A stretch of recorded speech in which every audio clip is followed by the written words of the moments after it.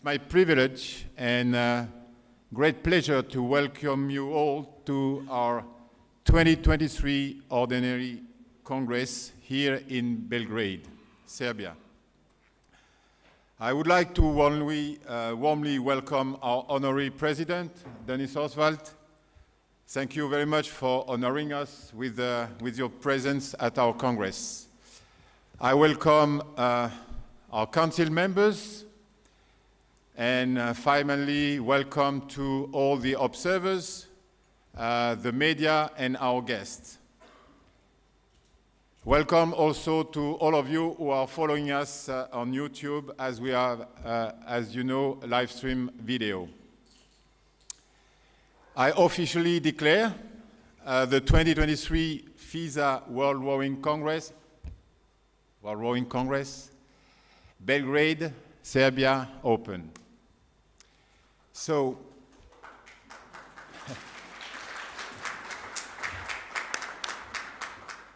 let me briefly take the opportunity to present our council members. I appreciate some of you are new in the room or connected, and it's important that you know our council members. Starting with my right, and member of the Executive Committee, Chair of the Athletes Commission, Frida Svensson from Sweden. Chair of the Competitive Commission, Rothy McLaughlin from Great Britain. Our Treasurer, Gerrit-Jan Egengpam from the Netherlands. Vincent Gaillard, Executive Director. I have introduced, but you all know Denis Oswald, our Honorary President. Vice President Tricia Smith from Canada. Eva Santo, Chair of the Events Commission from Hungary. Patrick Rambot, Chair of the Empowering Commission from Belgium. Moving on, we have Sarah Cook, our representative, continental representative from Oceania. Dusan Machacek, representing continental representative from Europe. Jacomine Ravensberger from the Netherlands, Chair of the JEDI Commission. I need my glasses. Mehdi Garidi, continental representative for Africa from Algeria. Victoria Vicky Aguirre Gomez Cota, our representative for America, Argentina. Then we have Lenka Weck, our co-opted member from Germany. Matakuni Osobuchi Bushi-chan from Japan, our co-opted member. And Dr. Jürgen Steinecker from Germany, our chair of the Sports Medicine Commission. Moving now to my right, Filip Lubicic, chair of the Indoor Commission, Serbia. Gwyn Batten, chair of the Coastal Commission, Great Britain. Fei Ho from Hong Kong, China. She's the representative for the Asian Confederation. We have Algiras Raslanas from Lithuania, chairing the Youth Commission. Matthias Binder, chair of the Equipment and Technology Commission from Switzerland. Rebecca Orr, chair of the Pararowing Commission from Canada. And Ron Chen from USA, chair of the Masters Commission. Did I miss someone? Hopefully not. Thank you. I take the opportunity to thank all these people for their contribution to the work we are doing in the in the Council.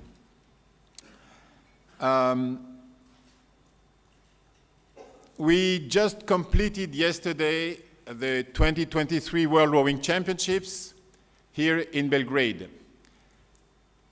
It's been very challenging on many areas, including the weather conditions for a couple of days.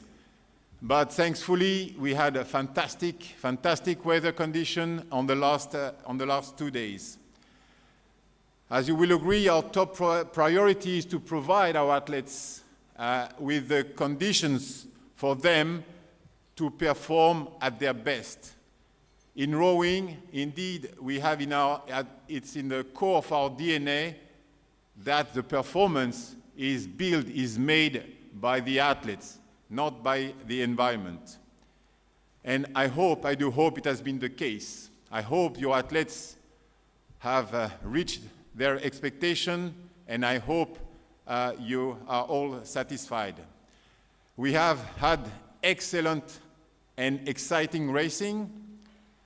The qualification for Paris 2024 certainly provided additional excitement, and I would like really to thank all the athletes, to thank the teams for their great performances.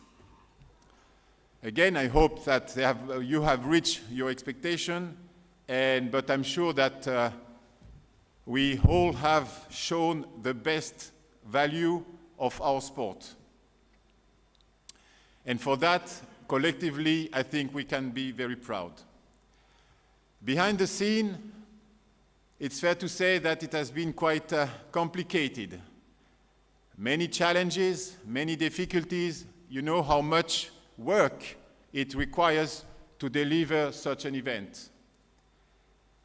I would like to thank all the people who have contributed to deliver this event.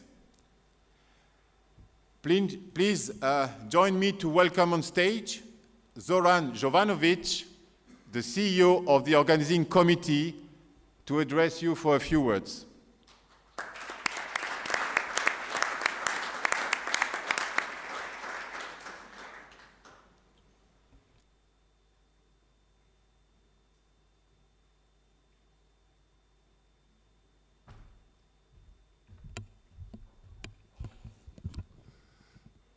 Good morning, everyone.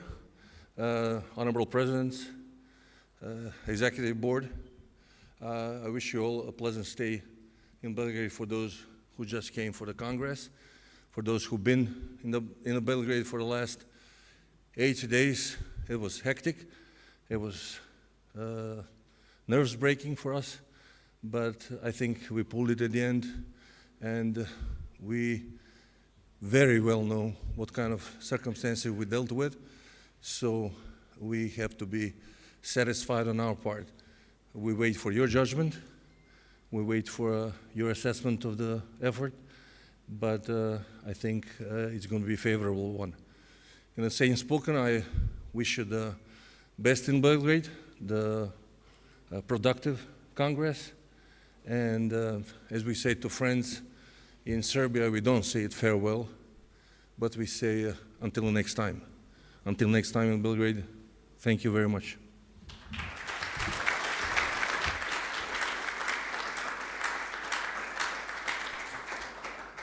Thank you very much, Zoran. Dear delegates, I would like now to present you a short video. We have indeed the privilege to have some welcoming words from the IOC President, Thomas Bach.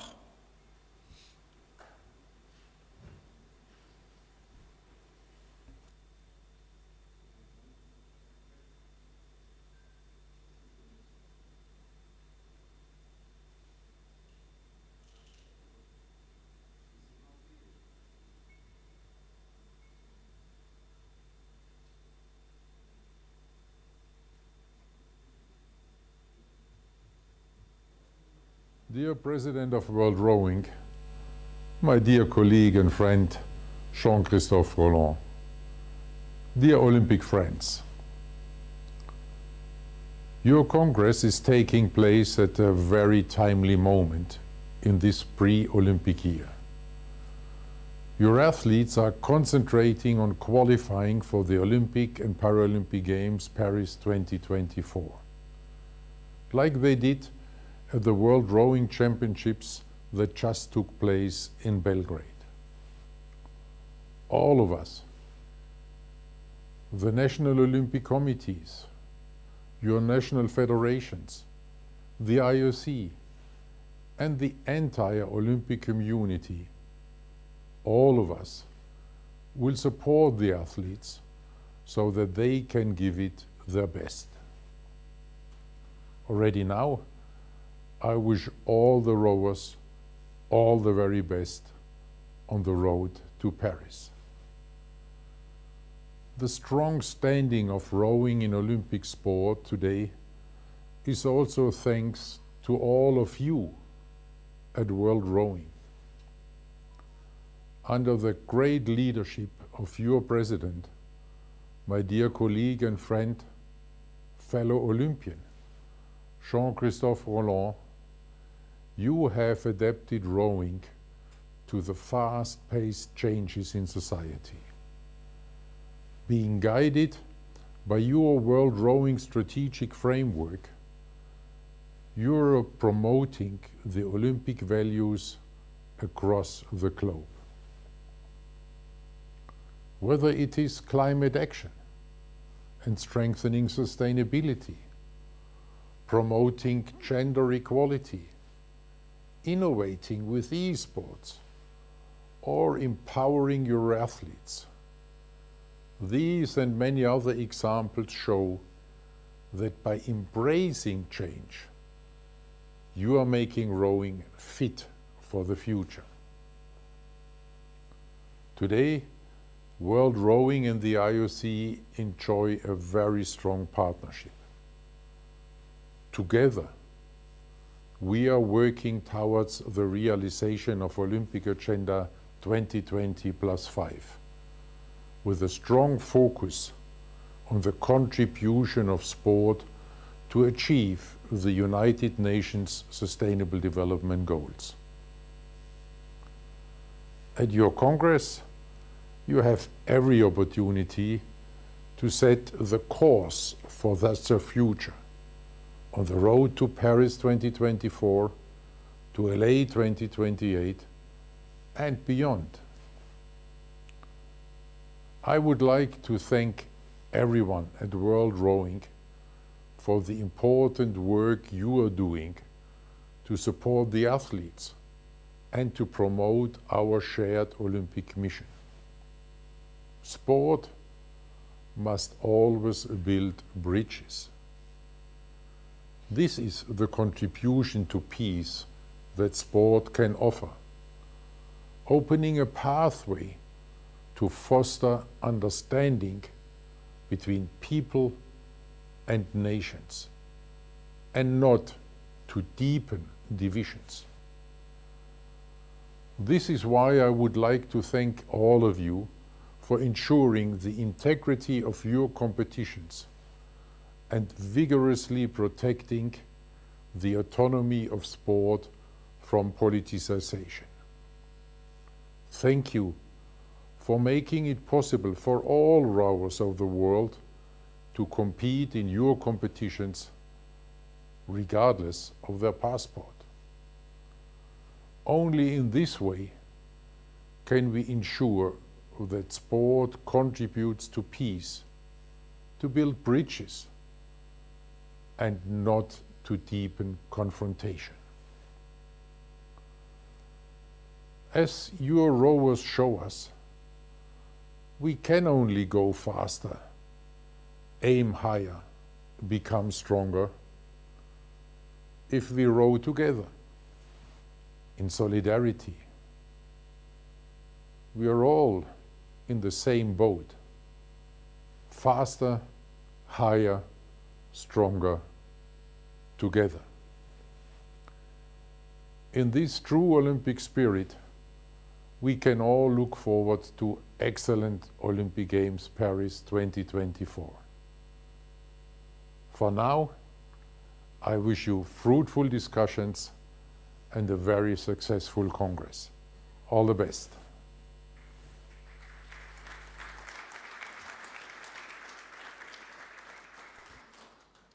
Thank you very much to the IOC President for these words and for such a message. Before we move to the next point, let me briefly give you a few logistical and housekeeping points. Safety first, no test alarm is scheduled today, so we will have to leave the room if it's the case. Mobile phone, you know our rule. Please put your mobile phone on mute. You will be fined if it's not the case.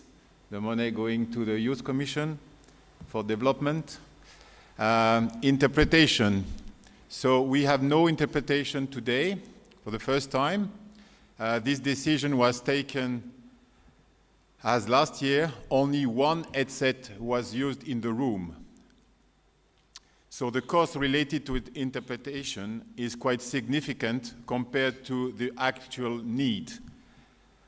I had then little argument to defend such an expense. Being French myself, I can tell you, I cannot just defend my language, but we are struggling with finance, you know, and we push everything we can in all areas to reduce the cost. So this is also to be realistic, and so we don't have any interpretation for this Congress. Should you not be happy with this, obviously we are always listening to your comment, and we will of course appreciate if there are comments on this topic.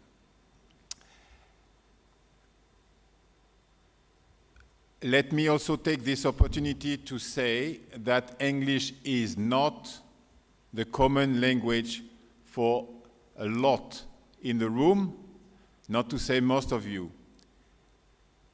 Therefore, I expect from English mother tongue speakers to make a little effort so that everyone can understand and take part in the discussion. So I thank you very much in advance for your comprehension. I know that my English is quite understandable by a lot with my French accent. Okay, electronic voting. We will be using, as usual, since 2019, electronic voting today. So we have been successfully using this method since the Congress in Linz, and we have the same company, Lumi, a well-known, reputed and experienced company, and so you will have everything in the room, but also for those who are connected, all the material to be able to vote in a safe and secured manner. Most of you are already familiar with this technology, but no worries if it's not the case.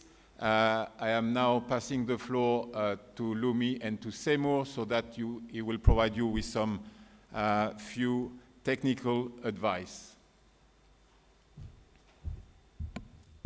Hi, good morning, everyone.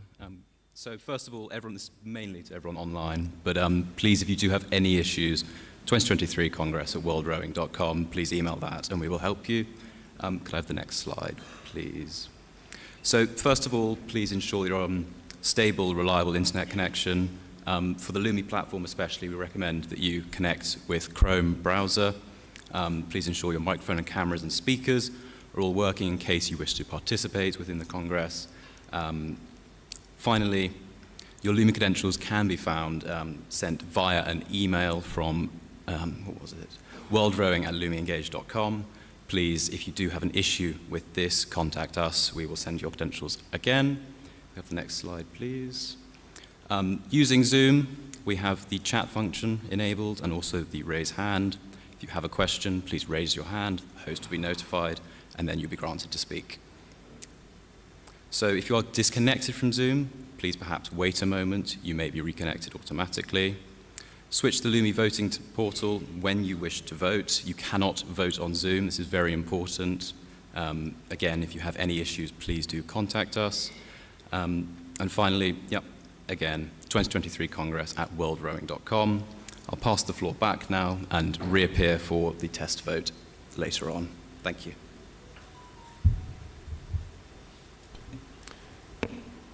Thank you very much. So the delegates, since our last Congress, we have lost rowing friends.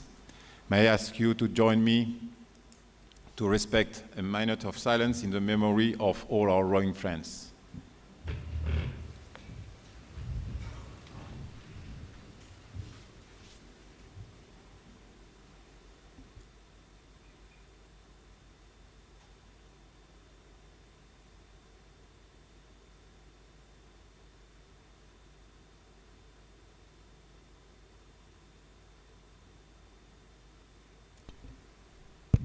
Thank you.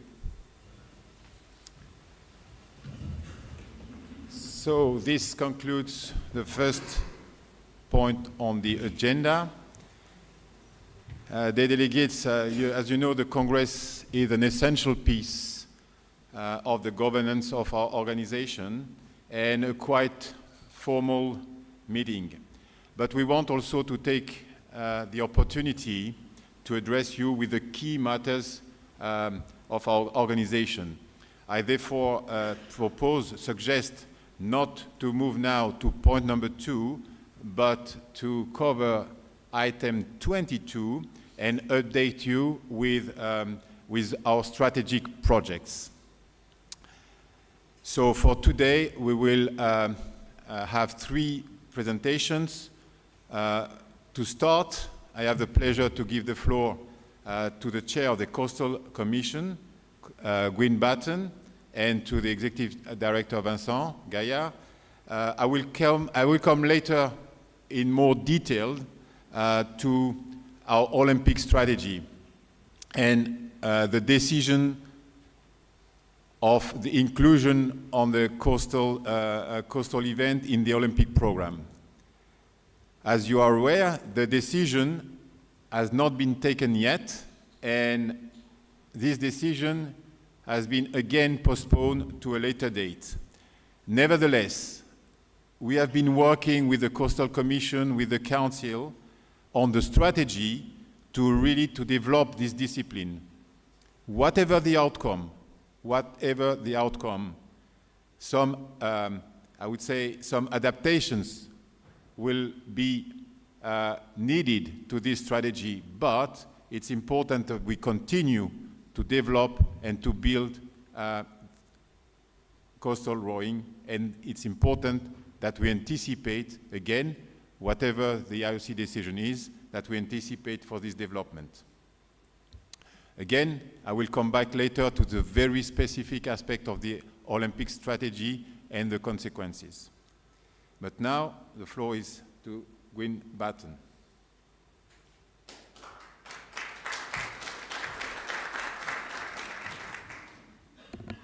I seem to be a bit shorter.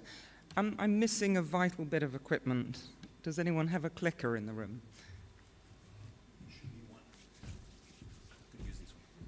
Oh, is that a clicker? That is a clicker. I thought it was a pen. And a pointer. Thank you. Oh, and a pointer. Right, okay. So I'm just going to share with you a few of the points that the Coastal Rowing Commission, along with the staff and council, have put together about the future. But before I do that, I'm just going to share with you, I'm going the wrong way.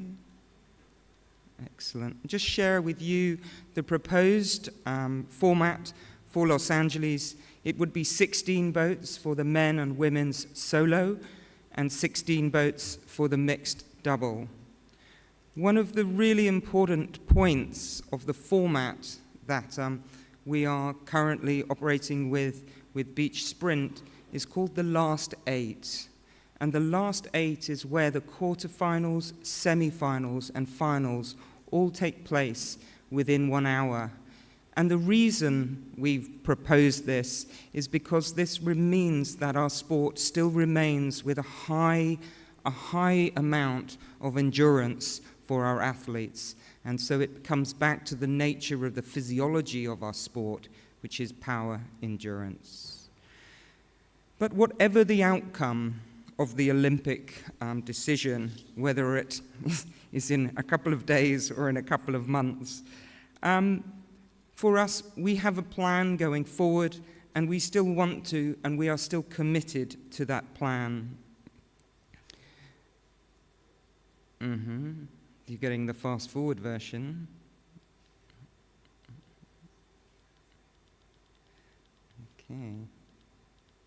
Okay, all right, it's all user error, I'm sure. One of the really important things coming up in the next couple of months is the identification and announcement of new members to the Coastal Rowing Commission. We are really keen to have people with a lot of experience in this space, and also the time and the commitment as volunteers to support the Coastal Rowing Commission.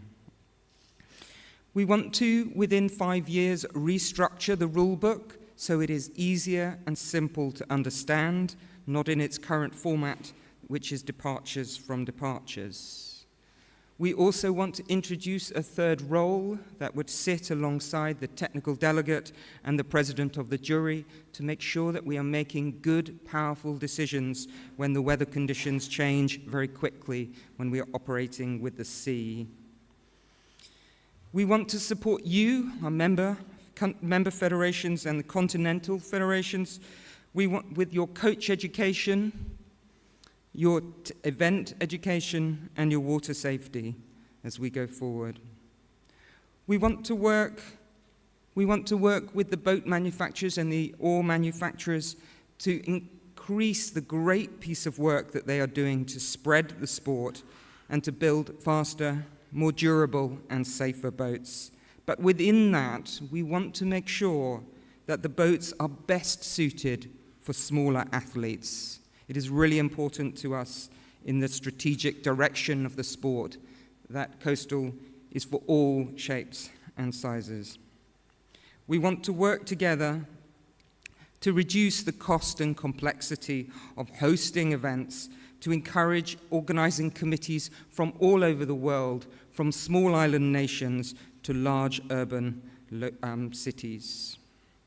And finally, we want to introduce a series of tactics that help to build the brand of the sport as an alternative brand to our amazing classic and indoor formats. And we want to bring diverse income into that space. And I'm going to finish by handing over to Vincent to take us through more detail of how we will do that. And one of that includes the ambition that we have to introduce an international world rowing beach sprint rowing league or series. So Vincent, the floor is yours.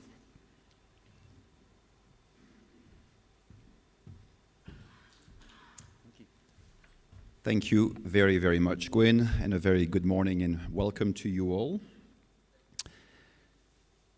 So, yes, we have the intention, but really the ambition to create a new competition, which for now is referred to as the World Rowing Beach Sprints League. It's a working name. It will evolve, I'm sure.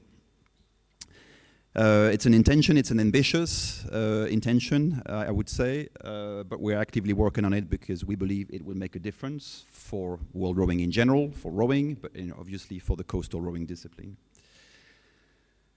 So as a result of that, we are now in advanced discussions for what we hope to be a franchise-based competition, which we intend to launch within the next 4 years. So if we're very, very good, this will launch in 2026, a little less good, 2027. But the intention remains whether or not the discipline becomes Olympic. Where does this come from and where are we going with it? I think at the very origin of it is this project that you have now heard of last year at the Congress. You've heard from Deloitte and from the Charles Russell Speechless, our partners, around this strategic commercial partnership project. The intention of that project was really to identify growth opportunities around our various disciplines, of which coastal rowing. And it certainly confirmed the interest of creating new assets to develop our sport, but really our commercial footprint, within which, of course, coastal rowing and beach sprint. So that's where it originates. As part of this process, we have engaged in discussions with a number of potential investors or agencies or companies to test the market, really, to see what interest there might be out there for potential investors or partners to invest in world rowing assets. One of them was a company called Hydro, which I will introduce a little bit later on. So we've had a number of discussions, one of which has resonated around the notion of the creation of a beach sprint rowing league, and that's what we're talking about today. Right now, it's still very, very early days. As you will expect, we are busy with a number of workshops with the intention to really frame what this initiative will be about in all its various components. Obviously, working on what a sport format would be, on a governance or ownership model. It's not easy to work with a private investor. We don't usually do that. It's not really in our DNA either, so it's a bit of a departure from everything we've done before. It's a challenge, but short of that, we will struggle to make it on our own. So we need external partnership, we need external investment for this to happen to the level of our ambitions. So we are in the middle of those discussions with that potential partner. We hope to have a more concrete outcome towards the end of the year or very early in 2024, after which we will, of course, bring the result of that first phase to our governance, to the executive committee, and to our council to really get a blessing and get a validation to undertake the next steps following it. If we have this validation from our governance, and if there's a green light for us to go ahead, we will spend really the entire year of 2024 doing the due diligence and really putting some meat on the bone, if you will, working on all the various elements, of which legal, of course, marketing, commercial, operational, and so on. So there's a lot of work ahead, of course, for this to take off as we expect in the next 4 years. So that will keep us busy for the entire year 2024 and probably some of 2025 as well. But if we're very good and if everything works, we can hope to have a soft launch in 2025. That doesn't mean the beginning of this competition, it's probably too early, but a soft launch, certainly in terms of promotional efforts, but also in terms of being out there with the creation of franchise. I've mentioned early on, it is not intended to be a nation-based competition, but a franchise-based competition, which of course requires a lot of work and a lot of interest from investors at national level. So a little bit more on Hydro and this potential investor. I'm sure many of you have heard of them already. They are a private company. They're based in Boston in the US. And their primary role in life is to develop and market premium indoor rowing devices, rowing machine, ergs.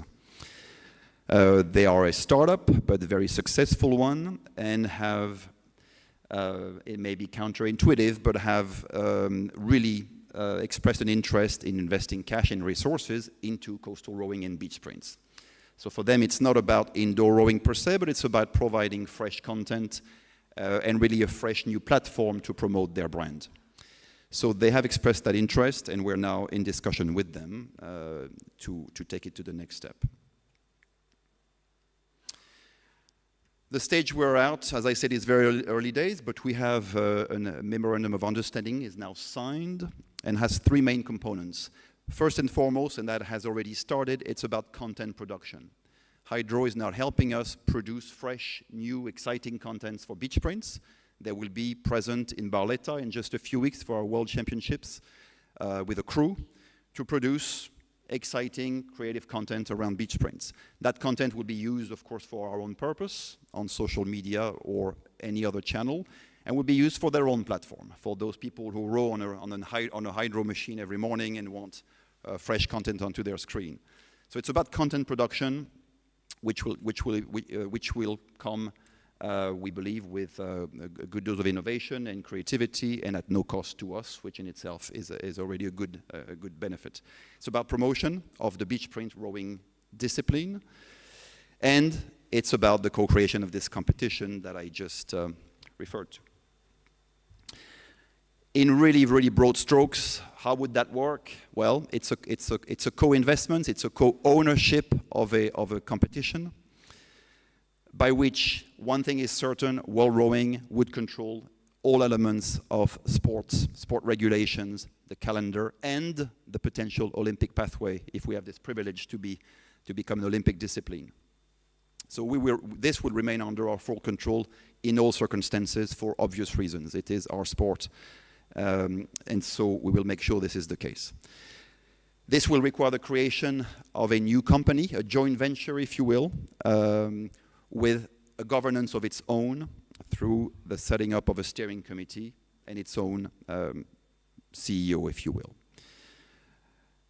As I mentioned, it will be about team franchises with some options for member federations to invest in, either on their own or through private investment that they may source at national level.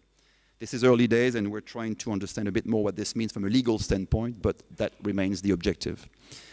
And of course, we want this competition to not only coexist, but also enhance what we will be doing in all circumstances, and we already are doing, is of course the established national or continental world calendar and potential Olympic Games, of course, again, if we have this privilege.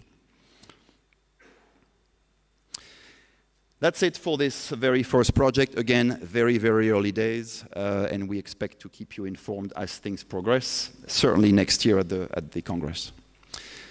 The second thing which we wanted to mention here, because it's important, we are just about to launch the attribution process for our 2025, 2026, and 2027 World Rowing Coastal Championships and Beach Sprint Finals. You're all familiar with this event. It has been going on for a few years already, and we are getting ready to launch the attribution process. We wanted to mention that to all of you because it's imminent, and because we certainly hope that many of you will express interest in hosting this great event. In short, the process is as follows. It will be again recapped in Nathalie's presentation later on. We'll talk to you broadly about the different processes for the various events. But as it relates to the World Rowing and the European Rowing Coastal Championships, this is as follows. So the launch is really imminent. It will start in early October. In fact, you can consider it launched already. So we are now inviting expressions of interest between now and the end of the year. So if you have a notional interest now, even though you haven't received all the documentation, and you will in early October, please confirm your interest. We have received some very serious expressions of interest during this very weekend, which we are very excited about. So please, if you have any interest, communicate that to us as soon as you can. We expect to be reviewing the various bids between the Q1 and Q2 of next year, with a view to attribute, depending on the year, we believe at this stage that we will be attributing 2025 in the second quarter of 2024, so between April and June, we will attribute the very first edition of 2025, and by the summer, we expect to attribute the 2026 and 2027 editions. I won't read through all this, but just a summary of the various hosting requirements. As you know, it's actually two different events, which can be packaged separately. It just so happens that for the next World Championships, they are combined, but there's a possibility to have, on the one hand, the endurance coastal format event, and on the other hand, the beach sprint format. For the next two World Championships, they are combined. Summary of the main requirements. I won't go into detail, but be aware that, again, they can be packaged, and you can also bid for several editions, needless to say. A snapshot of what the core hosting benefits will be. One of them, of course, stands out. It's potentially Olympic. We hope to know that relatively soon, and possibly before we launch the process, but it's not the case at the moment. We believe it's an attractive product, thanks to you all. As Gwyn mentioned earlier, it's also attractive because it's low cost and complexity compared perhaps to a to a classic rowing world championships. And we intend to keep it that way. So it's low cost and complexity, yet it attracts the best athletes in the world. And we believe it will offer innovation and drama that will excite fans and broadcasters and commercial partners. We are in the process of creating attractive commercial packages. Of course, the earlier a host starts on that process, the better it is, of course. So that's why we're inviting you to express interest as early as possible. So you are attributed the event as early as possible and therefore work on optimizing the commercial potential of it.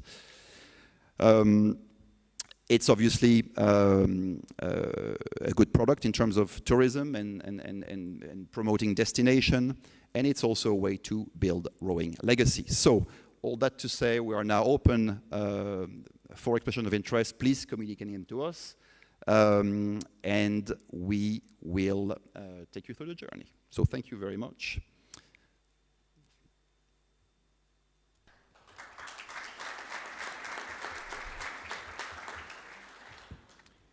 Thank you, Vincent. Thank you, Gwyn. Moving now to the second presentation. You will remember that last year at the Congress, we launched the so-called Strategic Events and Calendar Review Project. So it was based, I believe, on a shared analysis that our classic rowing discipline requires adaptations when it comes to our events, to our program, and to our calendar. So I'm now giving the floor to Eva Santo, who is leading this project on behalf of the Executive Committee. Eva, the floor is yours.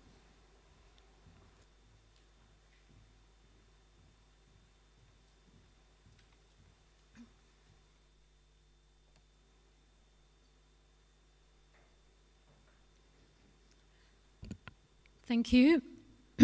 Dear delegates, I would like to give you a very quick update about the Strategic Event and Calendar Review project. This is a highly important project for world rowing. We may say it's a top priority. And although it's focusing on classic rowing, it should be linked to the other ongoing strategic projects like the coastal rowing project, also the indoor rowing strategy, and the commercial partnership project as well. And what is the main goal of this review project?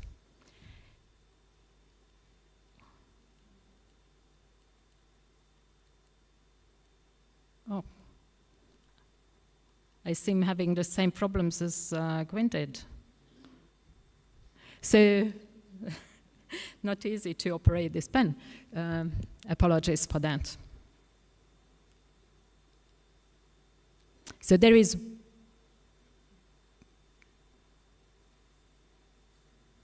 one overarching objective.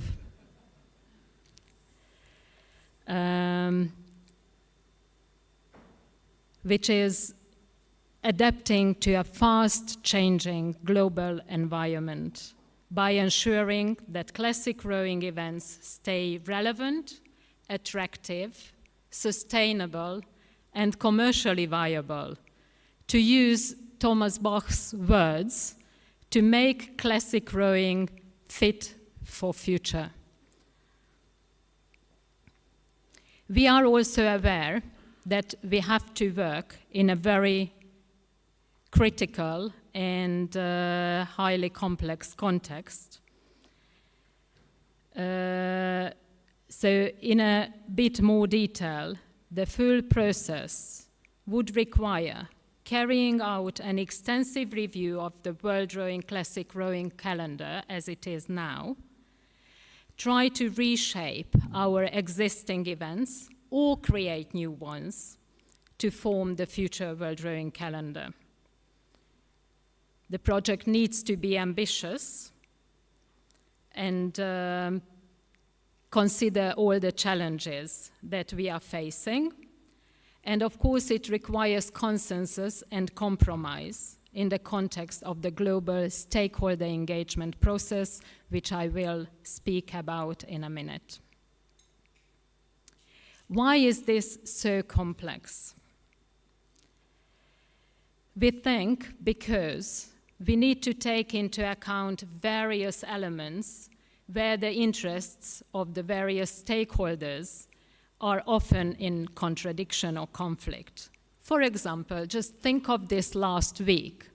When we have bad weather conditions, the interest of sport is to go very early and have our racing in early hours when we have the best conditions on the water. But it would mean a lot of challenges for the logistics on the organizing committee side, not talking about broadcast media and television exposure, which would also be kind of a suicidal step for the sport of rowing because we are looking for having more exposure.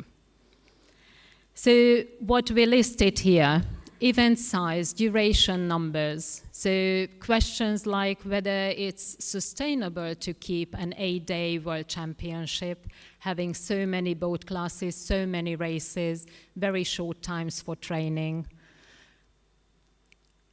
with so many athletes and boats participating, both for organizing committees and participants, participating member federations. Or we have to rethink the formats, the categories, the distance. Are we happy with the current distance? Do we want to introduce new distances or try different formats of events? Maybe not within the World Championships or the World Cups, to have additional ones. Also, we all agree that we can achieve a lot more with even better sports presentation, and we can rethink how we run our victory ceremonies, maybe do them in one block afterwards. So all sorts of various opportunities there. Of course, the review will address qualification, participation, and eligibility. And when we speak about qualification, we do not only mean Olympic qualification here. We need to address the question of locations, venues, why organizing committees would want to host a world rowing event. Maybe there's an opportunity to return to the same venue for a couple of years in a row. Maybe that's more viable and more attractive for OCs. Maybe it's easier for teams. We've heard comments also in the team managers' meetings regarding this aspect. Of course, there should be a review of the operating model, the staging cost and the participation cost, sustainable event management, which also includes the question of transporting boats all over the world. We want to go global, but what it takes to transport our boats everywhere. Of course, the consultation process and all these considerations involve media rights, broadcast evolutions, innovation in all aspects and in all areas, the commercial potential we need to investigate, economic impact for the host cities, and many of you have already shared that we need to make festivals out of our events, so that's also an important thing. So this is not an exclusive list, it's just a few examples what we need to take into account. For this process, 3 main deliverables were identified. The first one, which is a short-term goal, is to come up with an incentive scheme for the 25-26 World Cups, potentially for the future, to make the World Cups more attractive. The goal is to make sure that the participation goes up, and the World Cups are relevant to both the hosts and the participants. The second one is to design the revised program for the World Rowing Championships. I mean, for all World Rowing Championships, including senior, under 23 and under 19. And this work has already begun with the involvement of the competitive rowing, para-rowing, and the youth rowing commissions. And the third one, the third deliverable, is to present and to start with a reshaped World Rowing event calendar, including possibly a new World Cup series. What it would take is yet to come. And what is the timeline for all this?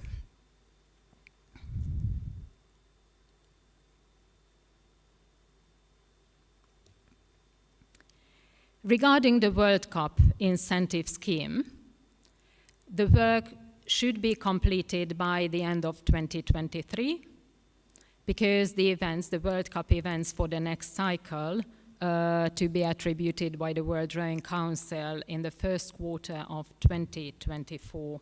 And it would mean that this new scheme would be implemented from 2025 onwards. The next one, second deliverable, World Rowing Championship program revision.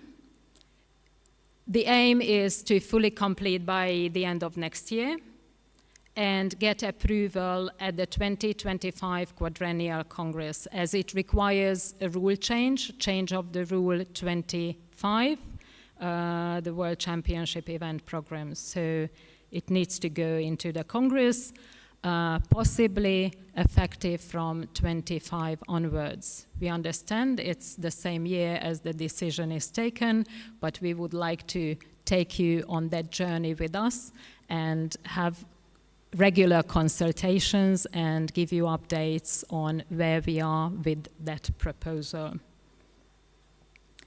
And the last one, deliverable number 3, fully reshaped World Rowing event calendar in terms of classic rowing. The work fully completed by the end of next year and approved by the 2025 Quadrennial Congress, and probably it can be effective after the Los Angeles Olympic Games.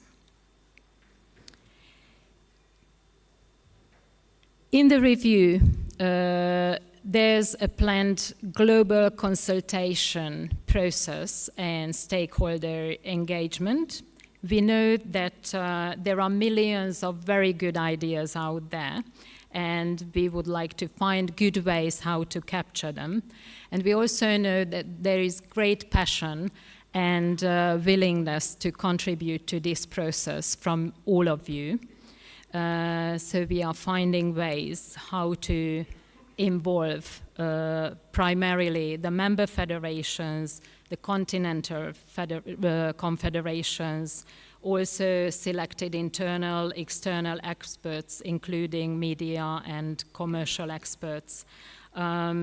And I haven't spoken, but I think it's pretty evident that World Rowing Executive Committee and Council should be part of the process, as well as the World Rowing Commissions.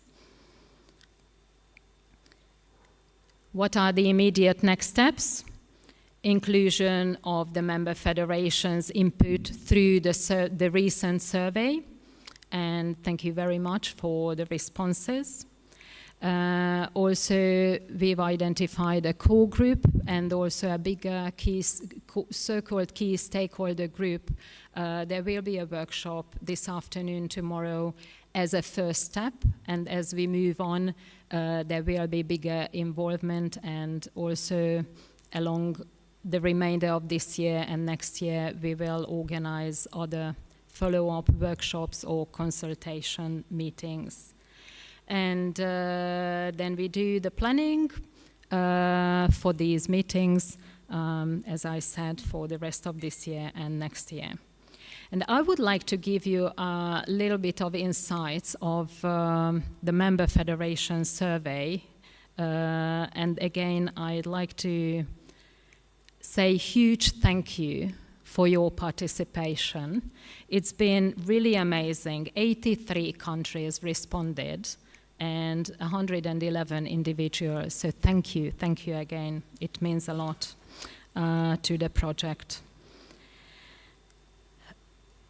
This is not an extensive summary, just some of the highlights. So what came out of the survey, that for most of the member federations, the most important events, obviously the Olympic and Paralympic Games, mostly the Olympic Games, only 5% said Paralympic Games, and in 40%, the World Rowing Championships. Everything else follows after Continental Games, Continental Championships, National Championships, and the World Cups scored a very low score. We've also had a question about the competition opportunities World Rowing is providing currently, and more than 3/3 of the people responding said that we have enough. Only a small fraction said that we should have more. The question related to the World Rowing Cup format. We know that we have challenges with participating in all 3 World Cups, so that's why the question, are you satisfied with the current 3-stage World Cup format? And as you see in the middle, the light blue stripe shows how many were satisfied. Some said we need more, and a few others said we need less in the World Cup series. Then the question about the participation. Again, 50% said that they only participate in 2 out of the 3.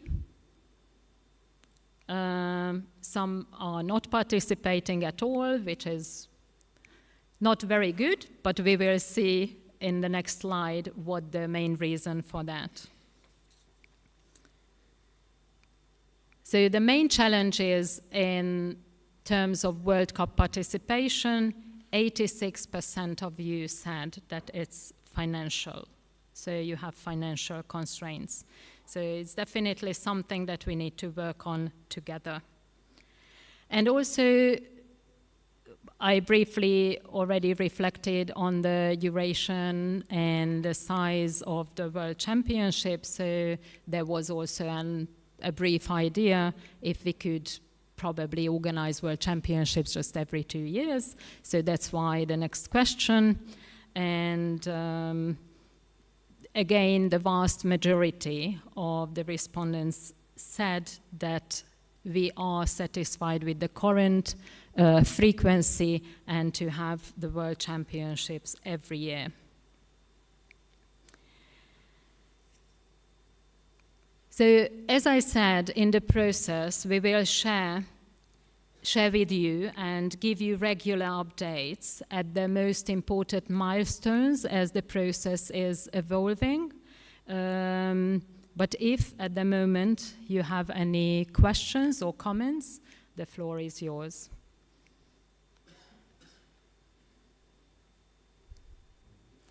If no questions, thank you very much for your attention.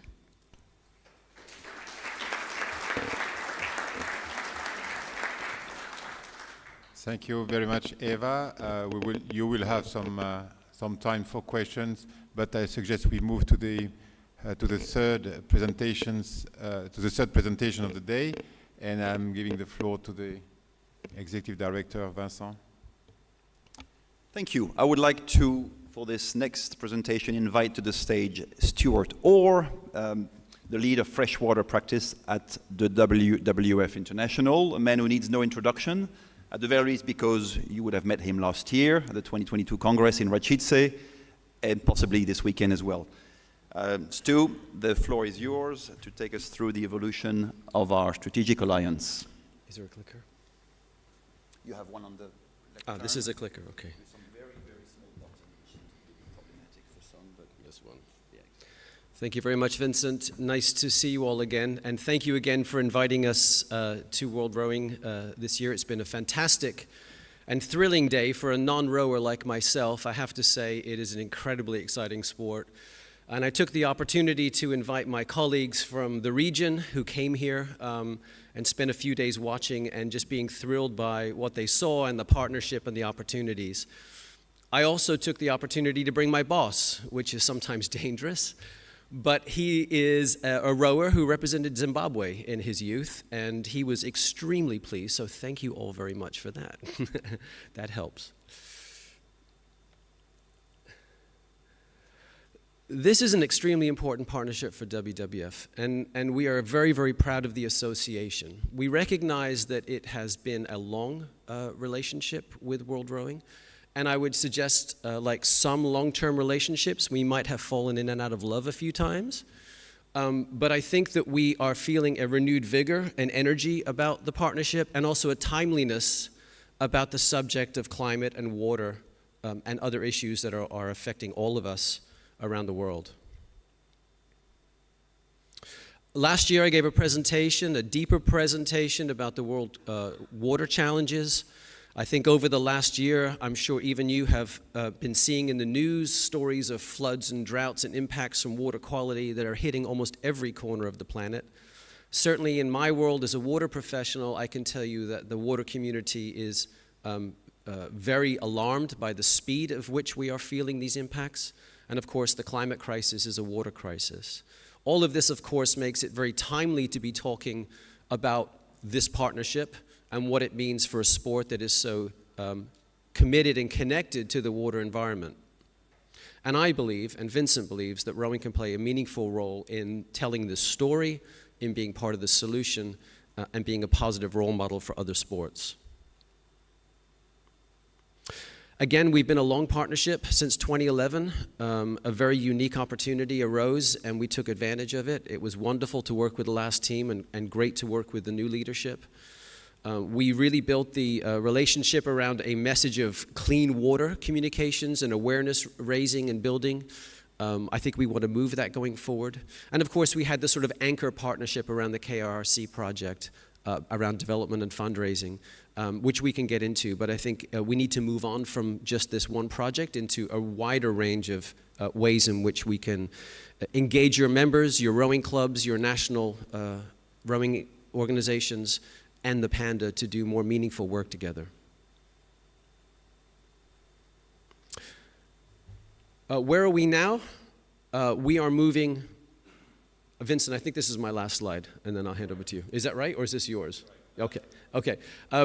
We have been calling ourselves Clean Water Partnership for the beginning of our partnership. We believe it's time to move into a different branding, and there's a number of reasons for this. Clean water has an association with sort of washing hands or water quality, but again, the climate crisis is about too much or too little, and it's more than just clean water. It's a wider discussion.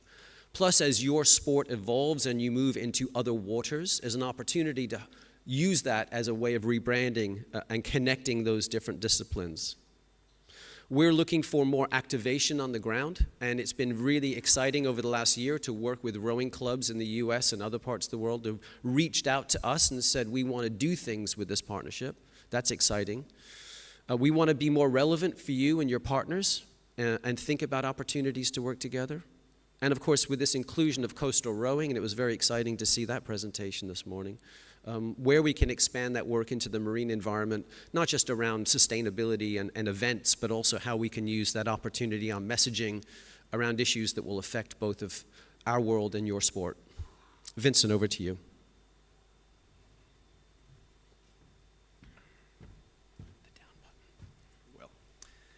Stu, thank you again very, very much, and I think I can say on behalf of all of us again how much we appreciate this partnership, a decade-long partnership, and your leadership amongst it all. So again, thank you very, very much for your trust as well.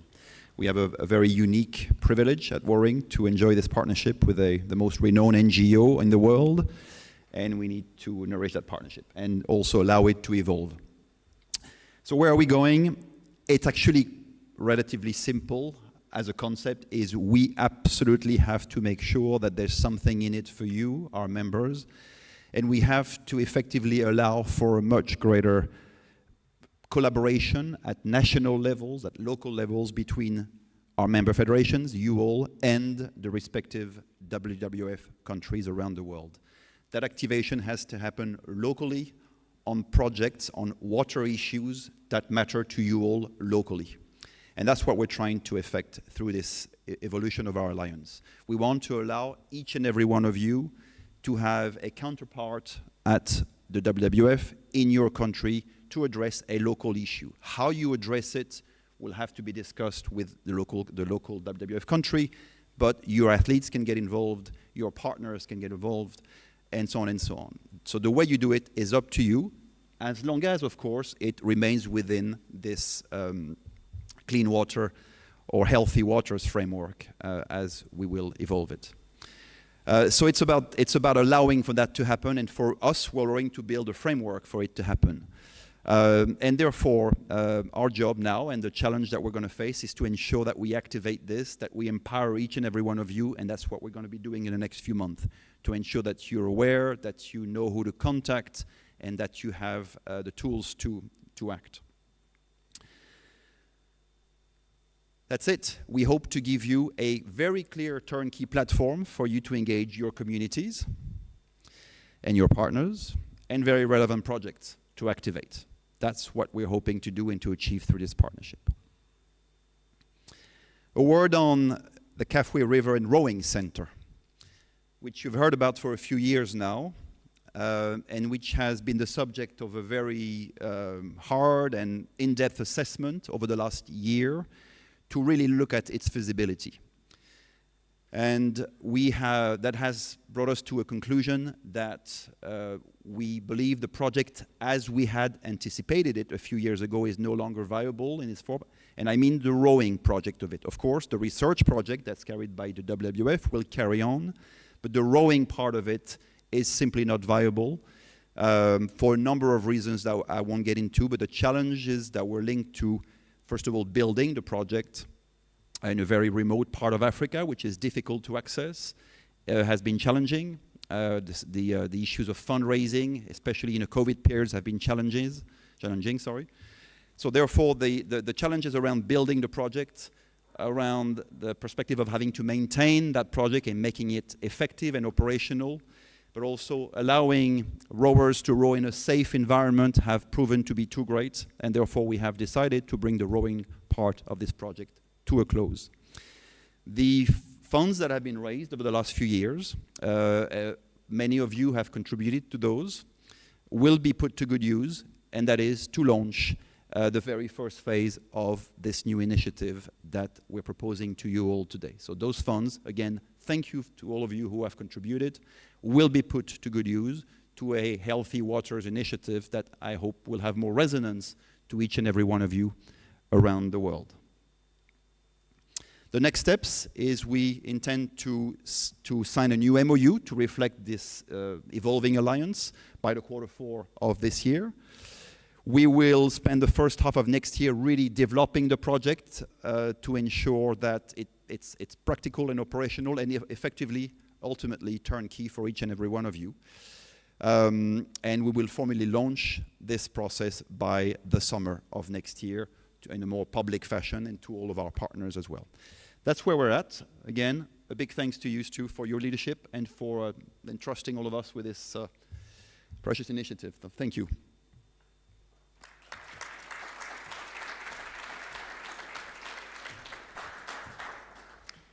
Thank you very much, Vincent. Thank you very much, Stuart. The delegates, it's your chance now to make any comment. We do have a few minutes for you to, if you have questions, if you want to make any comments. You have been provided with these 3 presentations on top priorities of our organization and our sport.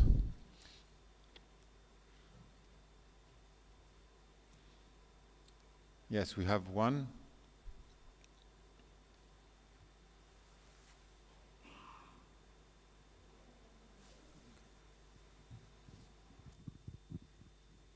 Thank you, President.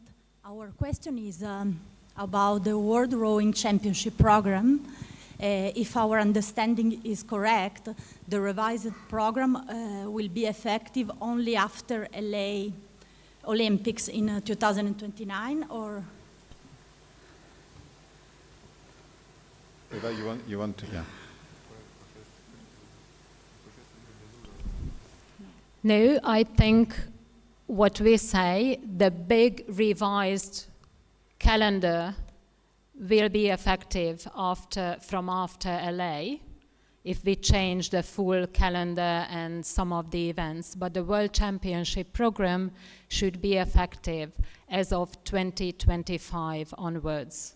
Okay, thank you for confirming this. This is a really important point. Thank you. Yes. Yeah, as you know, Rule 25 is part of the rule of racing and will be amended at the Quadrennial Congress early 2025, indeed.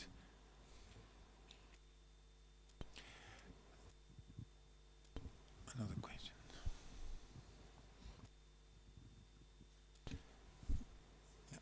Yeah, Switzerland.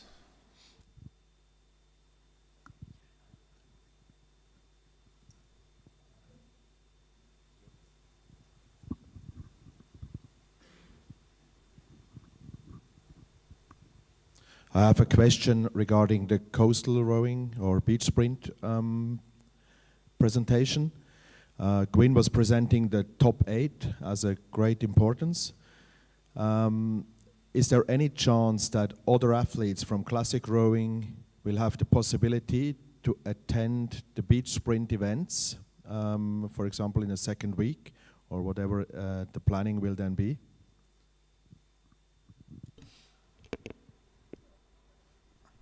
Just before we take the floor, you are talking about the event at the Olympic Games, if I understand, and the dates of this event, should it be included? This has not been decided, but yeah, Gwyn. Yes, I was just going to clarify your question. So I think the question is, would the timing of that be in such a way that it would be in the second week of the Olympics? Is that your question? Yes, if it were included in the Olympic Games, I think it would be good for the promotion of our sport if also top athletes from classic rowing could compete in the beach sprint disciplines, as this is the case also in other sports. When they are accredited, that they would have a chance to be in that disciplines as well. I noticed that JC is very keen to answer this question. Thank you. No, now I understand very well the question. The point is, first of all, this is two different disciplines, and if we were to be included in the Olympic program, we have not yet decided at what time. Obviously, this will be discussed with the organizing committee of Los Angeles 28 and with the IOC as whether is the best option. As you know, our proposal is made that we will be using an existing venue. I mean, this is a key point of the proposal. So there are additional constraints that will be taken into account to make the decision on when. But obviously, in the ideal world, we would like to have the event at another on the second week, so that it's at another time of from the classic rowing. But this is not finalized yet. Now, the second question, or the impact of what you're saying about the athletes. We will have, if we are included, we will have, like for the classic rowing, an Olympic qualification system. So that means that the boat at the Olympic Games will have to qualify through a process, and then the National Olympic Committees will get the slot, the qualified slot, and the member federation with the National Olympic Committee will select the athletes to be on the boat. But again, this is not, I appreciate your point to have the same athletes. Part of our discussion with the IOC, it was also to extend the audience and the number of countries participating or having the opportunity to participate at the Olympic Games. Should it be the same athlete? It is not our intention at this point in time, but this is it could be compatible should the event be on the second week, indeed.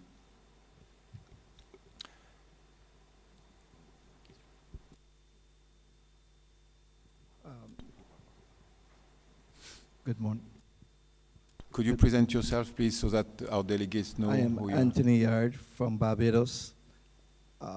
My question is obvious on coastal. You hear me well? Good. I would like to know how the franchisement will be set up within the context, the framework within various countries, if it's going to be in various countries, and how would it affect the federations within those countries the franchise will be set up. Thank you. I think it's fair to say that this hasn't been fully determined yet. It's still a very early stage, and we are going through the process to respond to that very question.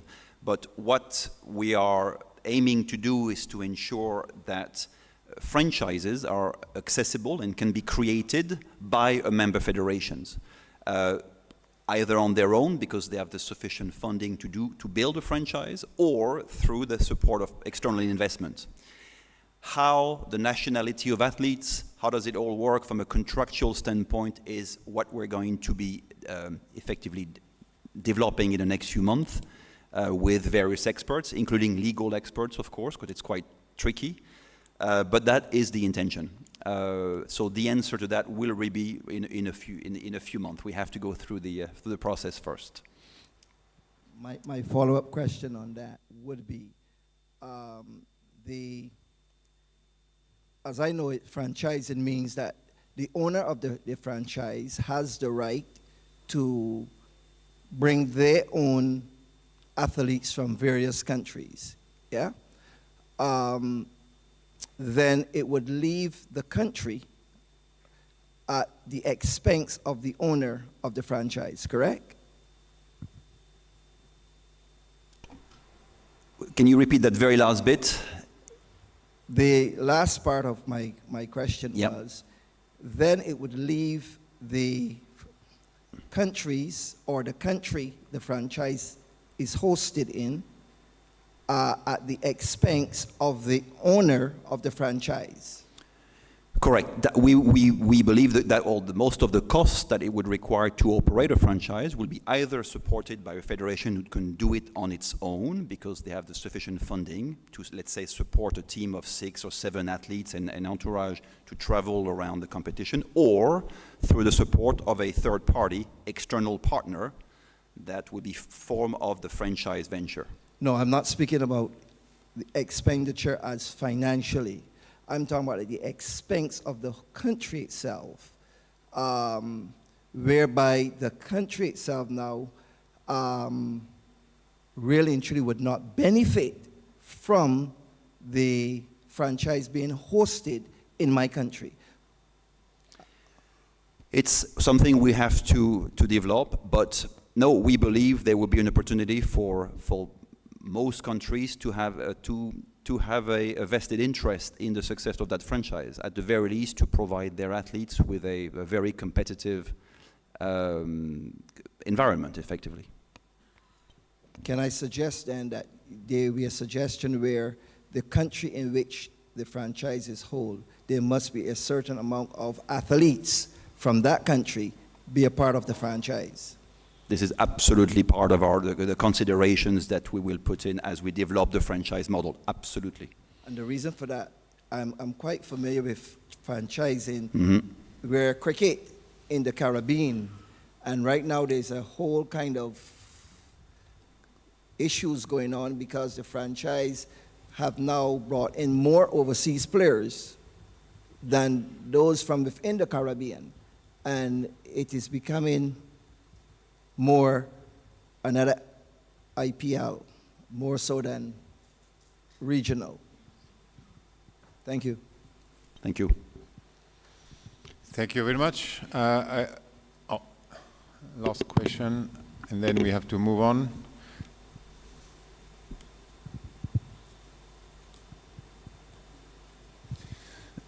Hi, David Mates from New Zealand. Again, just following up on the coastal rowing, two elements with that. With the potential franchise approach, who is then responsible for the selection of athletes for the country relative to the franchise? So in terms of how that mechanism is intended to work, and where the decision making for a country actually sits with selection. So that's the first question. And the second one is the final decision about coastal rowing for the LA, again, has been delayed a bit further. Is that something we should be concerned about it potentially not being part of LA, or is that just part of the decision-making process just taking a bit longer? Thank you. Let me start with the second part of your question, and then Vincent will take the first one. I was about to explain a little bit more, and I will come back later in my report on the very specific context and situation we are in, so that you will have, in a minute, I can promise you, you will have a more detail on this situation. So please take it for now, and I'll respond a little bit later for the second part. As it relates to the first question, I think I can only say it is still too early days to respond with precision to that question, but we will make sure that in one way or another, our member federations have an absolute interest and a say in how a franchise is being built and how it functions effectively. But it's too early days. We have to go, there's a few months of work ahead of us to really to define that with more precision. Indeed, we are sharing with you, our member federations, the project, the vision. We cannot answer all the questions. We are, as Vincent has just mentioned, we are at early stage in this project, but we wanted to share with you. So moving now to the point 2 of the agenda, identification of the delegates and confirmation of their authority. So before to do so, let me just briefly mention that we are in an hybrid mode. So for the in-person delegates here in the room, it's pretty clear. Each of you, or the delegates who is voting, should have received a specific device and a card that will include your voting rights. And as for the connected delegates, similarly to last year, you should have received from LUMI all the details to connect and to join the Congress. Let me just say that to be registered as a delegate of the Congress, you should have really connect through the link that you have received from LUMI. So to be officially, formally registered as participant, as delegate of the Congress. Last point, it goes without saying that only one delegate has the right to vote. For the one who are connected, you might have, as you know, up to 3 delegates for each member federation. Only one has the voting rights. And I think this is the points I wanted to mention. So time for the roll call now, and I'm handing the floor to the Executive Director. Very well, thank you. I will not be reading every single country as we would have done in the past. I will simply bring before you 6 slides that will feature the flags of those federations who have registered, and I will be asking you that if you do not see your flag on these various slides, to raise your hand, please. So, they are ranked in alphabetical order. No, a bit slower, I'm not sure, let's just slow down, let's go back to slide 1. Thank you. I will progress the slide directly from here. So if you do not see your flag on these 6 slides, please let me know and raise your hand.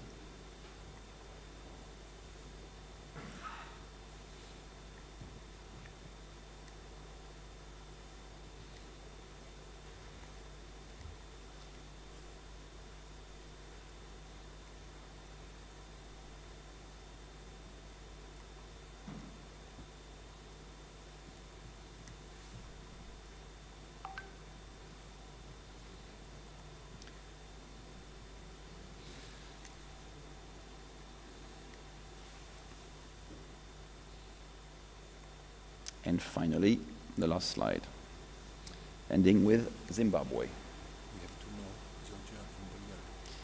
Two more federations have registered, Georgia and Bulgaria, who were not featured on these slides. Other than those two, can I ask if anyone's flag is missing? Nope, good. Roll call completed. Thank you. Can we just mention how many in total do we have? So that at this point in time, registered. So with the additional two, what I have is 89 registered. Can I ask Ludovica or correct? Or so 89 member federations registered. But as you know, when it will comes to the voting,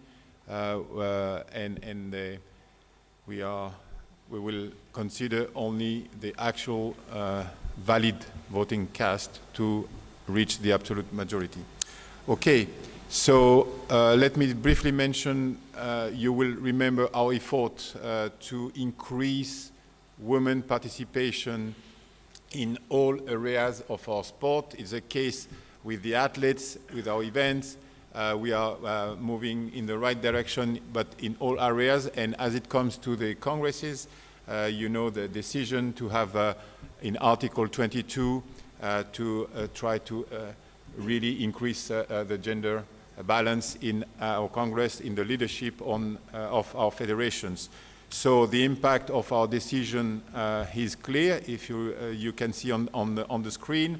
So it has been great to see a significant move, an encouraging 33% in 2021, but since 31%, so it's still room for improvement. So I do encourage you to continue in that dimension. So thank you for your effort. We have to really collectively continue in that direction. Okay, we can now move to point number 3 of the agenda. Item 3, appointments of the scrutineers for the Congress. Same as in the past, you know, the role of the scrutineers was originally meant to be to the counting of the votes, whether it be by hands or by secret ballot. Since we are now using an electronic voting system, it's not necessary anymore. So let me say again, the system is totally secure, totally independent, and all voting will be conducted on an anonymous basis. So we have roughly, I think, 18 votes today. So in the case we have a problem or we have a failure with the electronic system, we will not be, well, if we cannot sort it out, we cannot fix the problem, we will not go back to the manual vote, and we will simply proceed with the Congress and have all the voting at a later date, but within the next 30 days by electronic and remotely. So the likelihood is very low, but this is how we will proceed just in case. So no scrutineers at this point in time are needed. Okay. Point number 4, approval of the minutes of the last Congress. You have been provided with these minutes in the agenda files.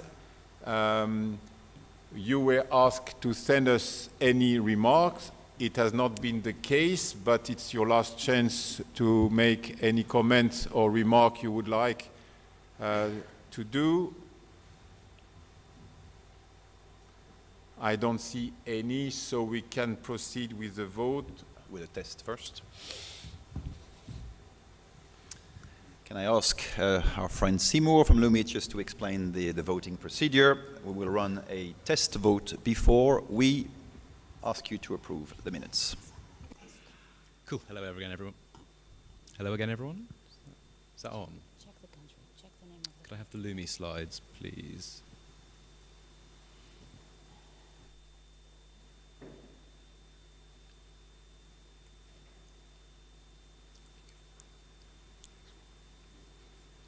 Okay, so you all should have received a voting keypad and smart card, and hopefully, if you place your smart card into the keypad, you should see your 3-letter country code appear.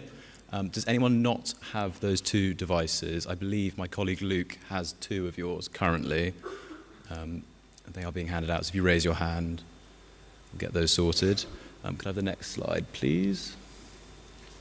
So you'll see your 3-letter country code appear. Again, if you do not see the correct 3 letters, please do let us know, and we will rectify that immediately. Let's go to the next slide, please. So once a vote is opened, you'll have 3 options. Please use the blue trackball in the center to scroll and select your option, and then simply press to send. Once you've selected it, you will get a confirmation of the vote received. You are able to press the red button to go backwards to change your vote. However, once the vote does close, that is final, and your vote will be recorded. Next slide. So as we can see here, you'll have a vote received message, but obviously, please, you can press cancel and go back if you wish to change.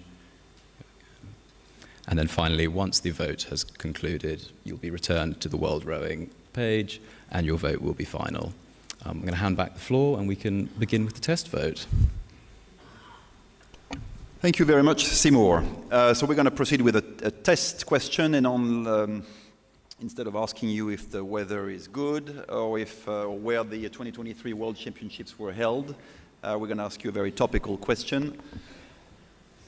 And I will read the question to you, ask you to vote, and Seymour will present the result of that question. So, question is, will beach sprint rowing be included in the Los Angeles 2028 Olympic program? The vote is open.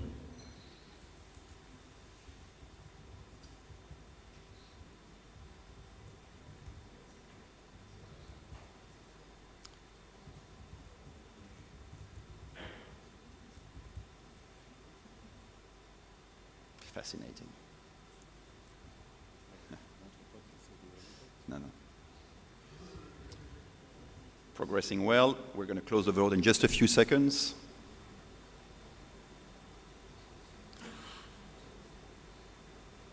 Okay. We're probably about done. One more.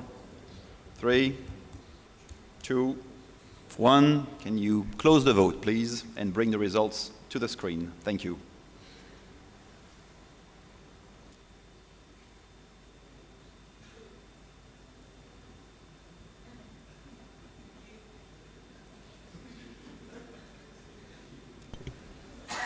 Thank you for your large optimism.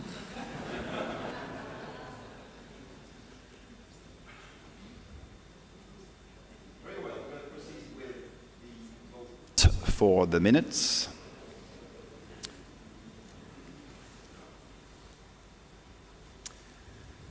Do you approve the 2022 Ordinary Congress minutes? Yes, no, or abstain? The vote is open.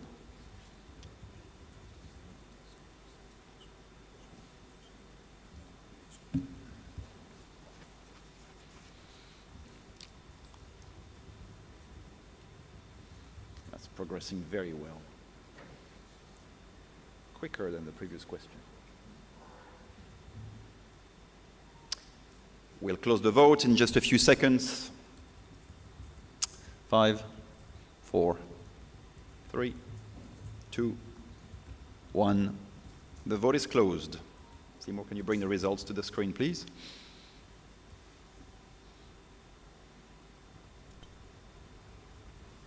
Okay, thank you. So the minutes of the 2022 Ordinary Congress are approved. Moving to point number 5 of the agenda, the President's report and reports from the Executive Committee members. So this section of the agenda is related to the annual reports. As you will remember, we have in the agenda papers the report that referred to or are related to 2022.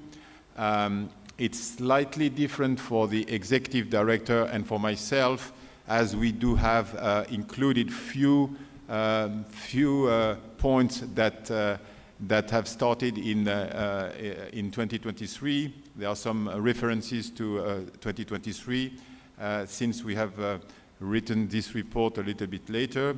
But starting with agenda point 5, President's report, I will not make any further remark on the report that you have on your files, but I will take the opportunity to address you today to present you with some updates on very specific points. Obviously, since we are now in September, it would be a missed opportunity not to relate you with some updates, and it will also address the question we just had a few minutes ago. So I will be quite brief, but I will touch on very few topics. First one about our Olympic strategy. Let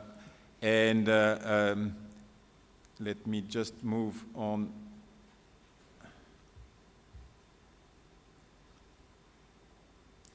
The right points on my papers. So last Friday, the IOC Executive Board was due to announce the disciplines on the Los Angeles 2028 Olympic program. I remind you that the core sports for this edition of the Olympic Games, the 2028 Olympic Games, the core sport, including rowing, were confirmed at the IOC session in Beijing last year. The events program will be finalized and decided by the IOC Executive Board at the after Paris 2024 Olympic Games in December 2024. So the sport have been decided, confirmed. The events will be finalized and decided by the end of December 2024, so that the IOC can make an evaluation of the Olympics.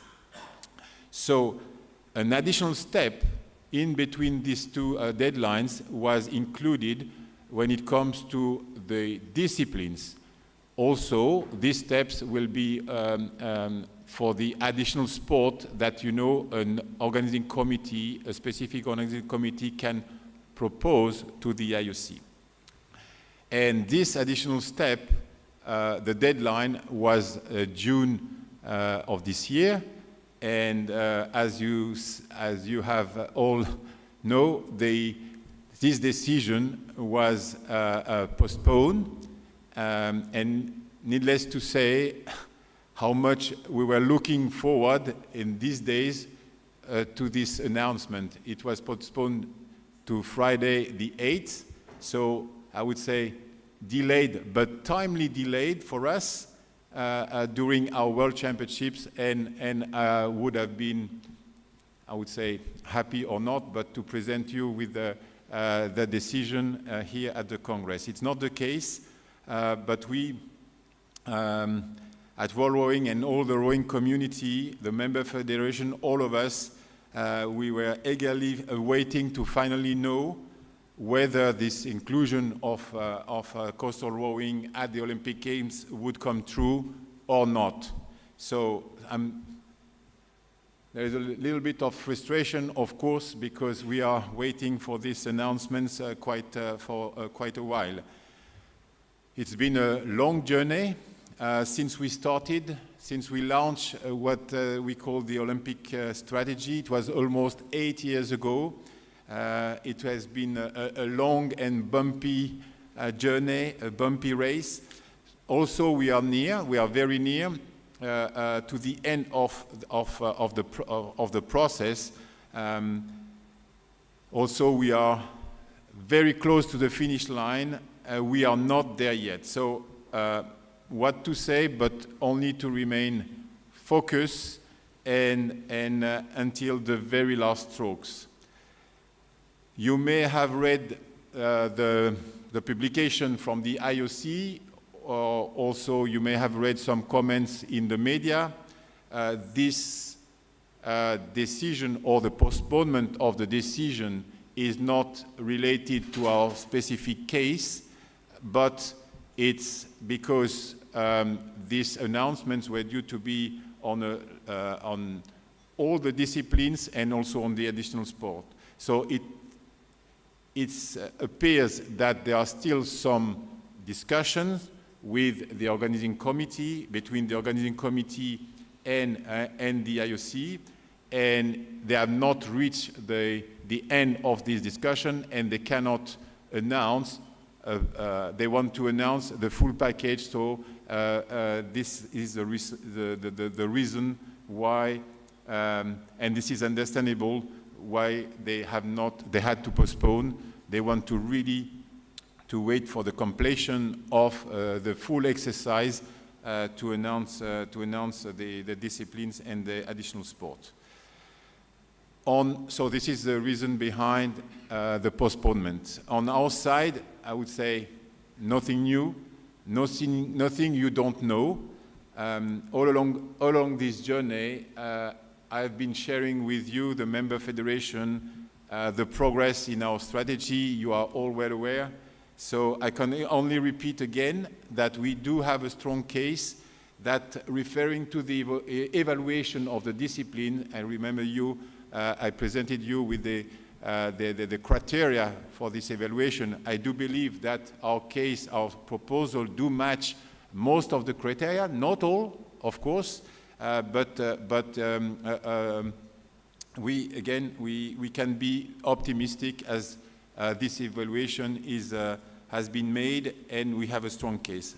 Again, at the same time, there is no guarantee and we cannot say more. So according to the last information I have, this postponement is for the couple of weeks. Hopefully we will get the final response before our 2023 World Championships to be held in Barletta, Italy. But here again, after three postponements, I would not commit. Let me just say that if positive, and I know you are as optimistic as I am, but if positive, it would be a genuine historical step for our sport. For the first time, rowing would have two disciplines in the Olympic program. It would be a great achievement. We would have then completed a milestone in our Olympic strategy. But let's be clear, at the same time, it would put on us an immense responsibility, the responsibility to deliver. As presented earlier in the morning, we are prepared, and I can tell you that we will make everything possible, every possible effort to ensure and demonstrate that this event can be Olympic and that the decision the IOC has made was the right one. Anyway, whatever the outcome, we are all convinced with the huge potential of the discipline. I can admit that we have not yet achieved a full maturity. We have some room for improvement, but for sure, if we look at the trend, if we look at the potential, we can be very optimistic for the future. It has been also shared with you, such an ambition requires resources, requires investment and resources that we don't have. We don't have at the moment in our organization. In that respect, we are moving forward by engaging discussions with partners and external investors to eventually provide us with the necessary resources that we need, and this was presented earlier on by the executive director. So then another point is, whatever the outcome as well, our Olympic strategy will have reached a turning point. Whatever the yes or no, we will have this strategy will have to evolve, of course, but we must continue to ensure our position, to secure our position in the Olympic movement and in the Olympic program. You have heard from me on many occasions that if perhaps as a sport, rowing is not in danger for the short term, we cannot consider our position for granted forever, and we have to understand that we are at risk. It's very important to acknowledge that we are at risk, that we are under pressure, and this pressure is growing Olympics after Olympics because of the context, because of the environment, of course. Simply look at this context, at this environment. It has evolved dramatically over the years, over the last decade, and is constantly evolving. So we cannot simply rely on our history. We cannot simply rely that we have been in the Olympic program at the very first edition for very long. And the appropriate response to that is to consistently address the challenges and to understand the challenges, to address them, and to embark in addressing these challenges with the IOC, but with ourselves as well. So I would like to take the opportunity here to thank you very much, all of you, the federation, the member federation, the delegates, for adhering to our vision. 8 years ago, if you remember, was quite a difficult step to understand it was a dream, along as happened since. I would like to thank you, the member federation and the delegates, for sharing our vision, also our vision for the future.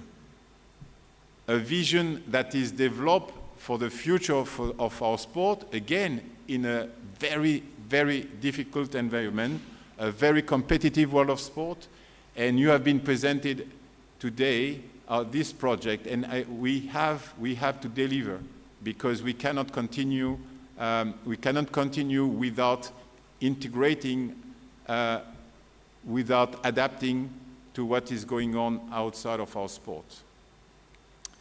So you know all these challenges and cost, complexity, and when it comes to the Olympic Games, the athletes' quota. We are seen as one of the privileged sports to be at the top of the list. So you can imagine that we are under pressure. We are under pressure because of our position, but I can tell you that we also have the right arguments to oppose or to present, so that we can have our sport in the Olympic movement, in the Olympic program, at the right position.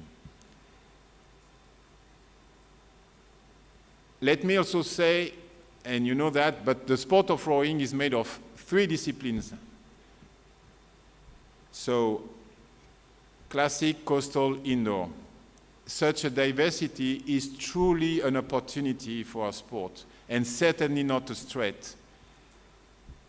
Certainly not a threat for classic rowing. Yes, we do have some challenging classic rowing, but we will benefit from the development of indoor and coastal also for our sport and for all the disciplines.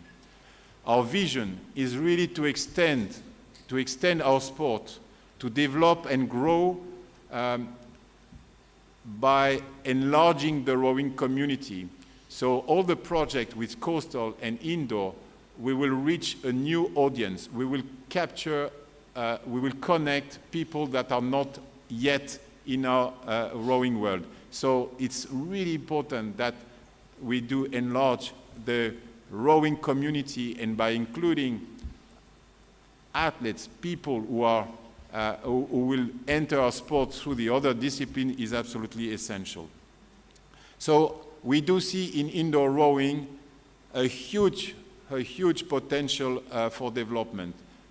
I understand some of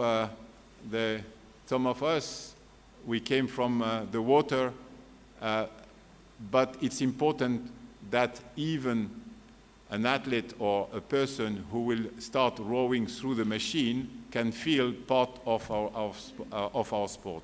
So, and it's critical that we at World Rowing, at the governing body of the sport of rowing, that we keep the regulation of the discipline. If we don't do it now, someone will do it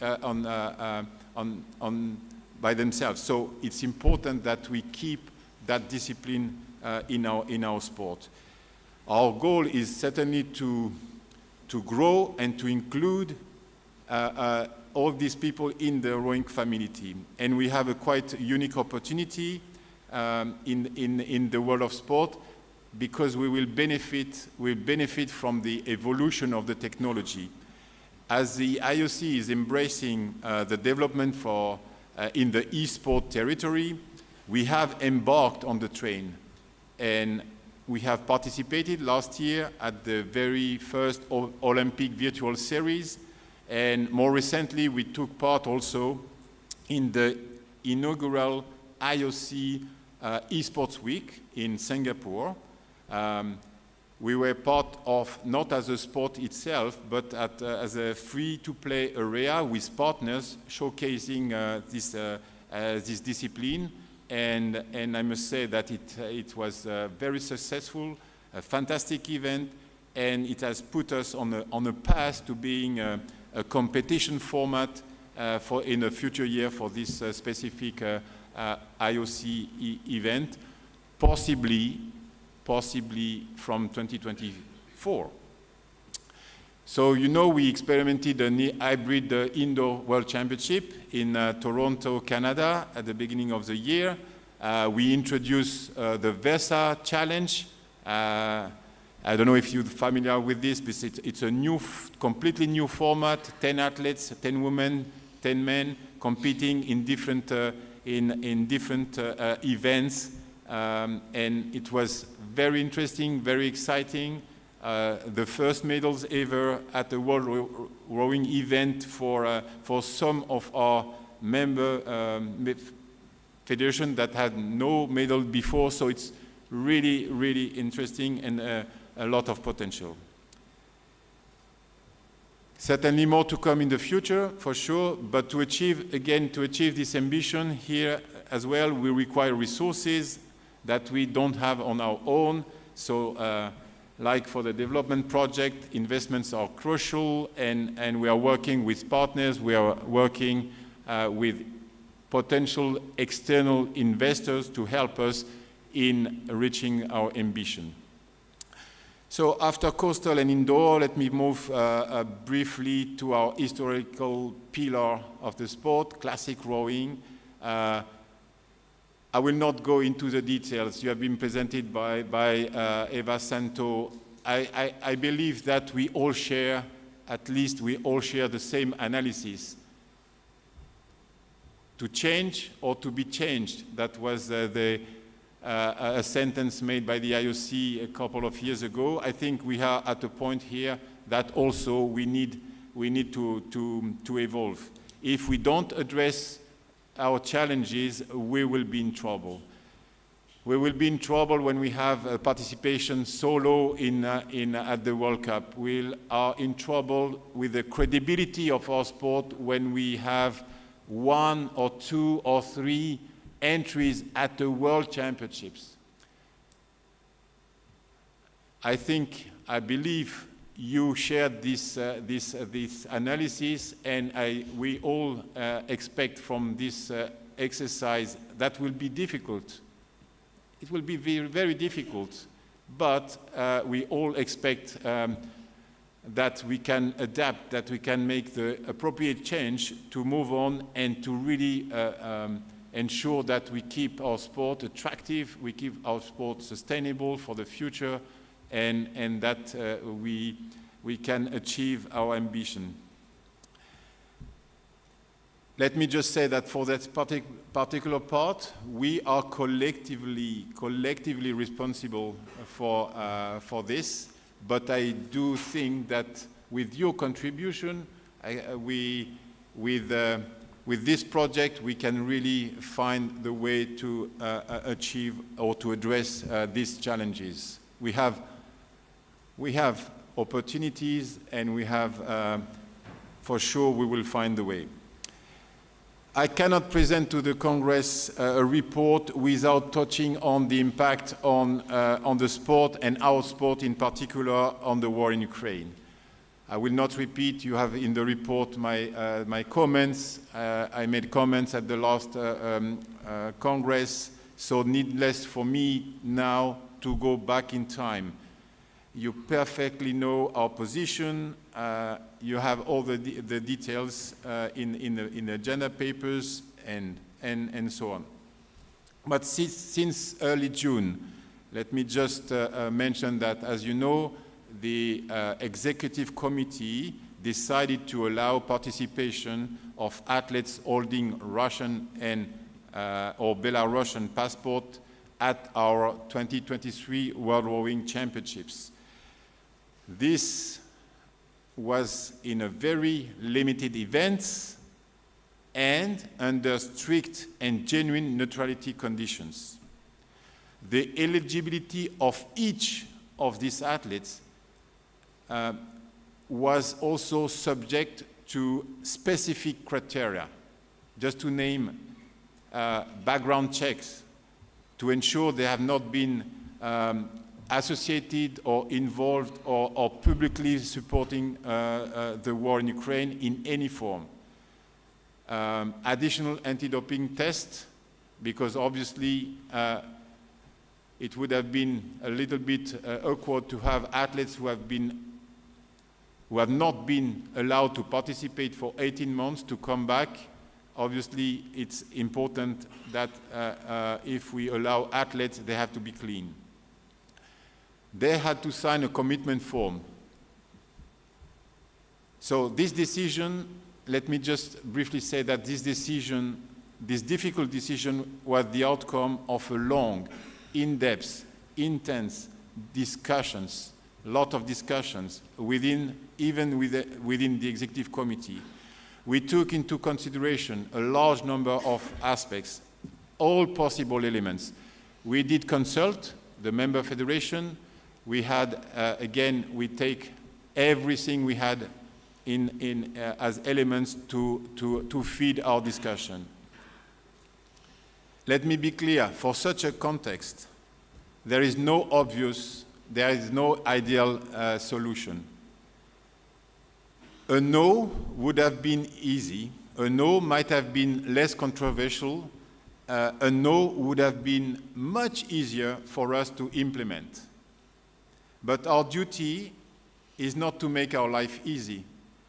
Our duty is to fight for the values we believe in, and I appreciate how difficult it is when it comes to a war to put emotion aside, especially in that very specific context, and in such a terrible context.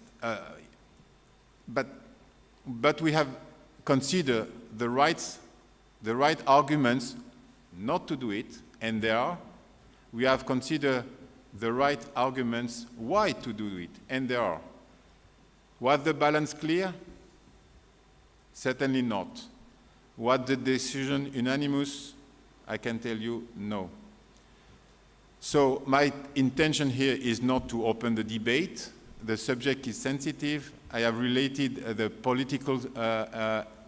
political extreme pressure, but I also recognize and do respect that your own country, that in your own federation, you may have a different position. We expected such a participation to respect genuine neutrality. We eventually had 9.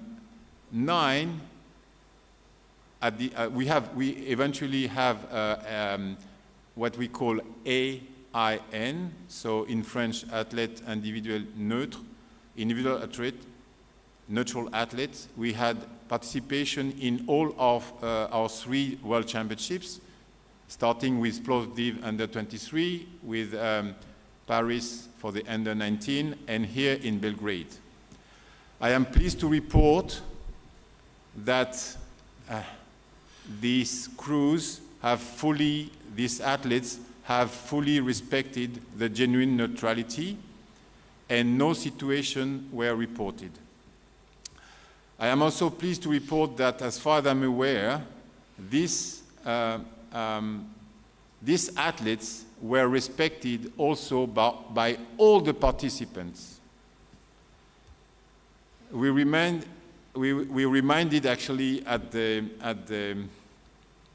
team managers meeting of this World Championships that we have to respect our statutes, Article 4, Article 56, Article 57, and Appendix S10.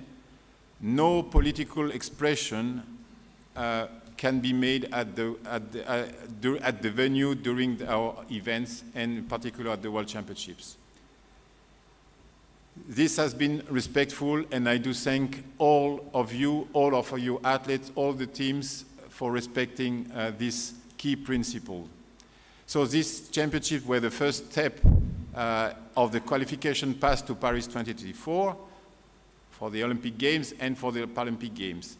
Hence, the first opportunity to qualify the boats in accordance with the respective qualification system, the Olympic qualification system and the Paralympic qualification system.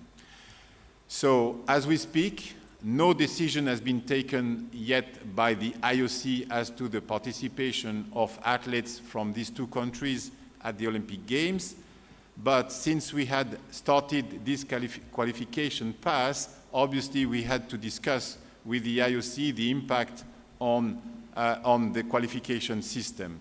So before this World Championship, we agreed with the IOC that actually should a crew or an athlete, an independent neutral athlete, achieve a quota place at this championship, this quota place would be frozen, would be on hold and not attributed. That was what was agreed with the IOC in our discussion before the World Championship. Now we have completed the championship, so the actual situation is that we, out of the 9 crews that have entered the championship, only 1, the men single from AIN, has reached the allocated quota, only 1. So it means that this quota is, at this point as we speak, on hold and is not attributed. But we remain with the Olympic qualification system, so only the first 9, except this AIN, the first 9 slots have been attributed. So we will follow up with the IOC on this very specific matter, and at this stage, again, only 1 National Olympic Committee, only 1 member federation is concerned should this place be reallocated. Briefly talking about Paris 2024, it's quite strange because Tokyo seems to be not far away, and we are already talking about the next Olympic Games, and the first step is already completed. Our Under-19 World Rowing Championships were recently held, as you know, in Paris, in Vers-sur-Marne precisely, at the Olympic and Paralympic rowing course. It was the opportunity for you and the teams to be back to Vers-sur-Marne. Long time we haven't been there, and also for Paris 2024 organizing committee to to evaluate and test, but only on few areas. The Olympic Games and Paralympic Games will be completely different, but it was the opportunity for them to test a very specific area. So no intention from my side to go into the details. Paris 2024 rowing manager Pascal Bouton is with us today, this morning, and she will be presenting some update to you later in the morning. So my last point on governance, and I will be very brief, we will have the Quadrennial Congress coming in 2025. We expect to plan it in February. So as you know, it's a once every 4-year opportunity to amend or to change our statutes and the rules of racing. It goes without saying that preparation, anticipation are key, are essential, so that we are well prepared and we have the best possible outcome of this one every 4-year opportunity. So similarly as in the past, our governance working group, our rule working groups are working on all the proposal, but it's really important that you, the Federation, can embark in the exercise, that you are part of it before we reach the outcome. So 2024 is absolutely essential. It's a key. We have to be really ready by the end of next year to ensure that the Congress is the most efficient as possible.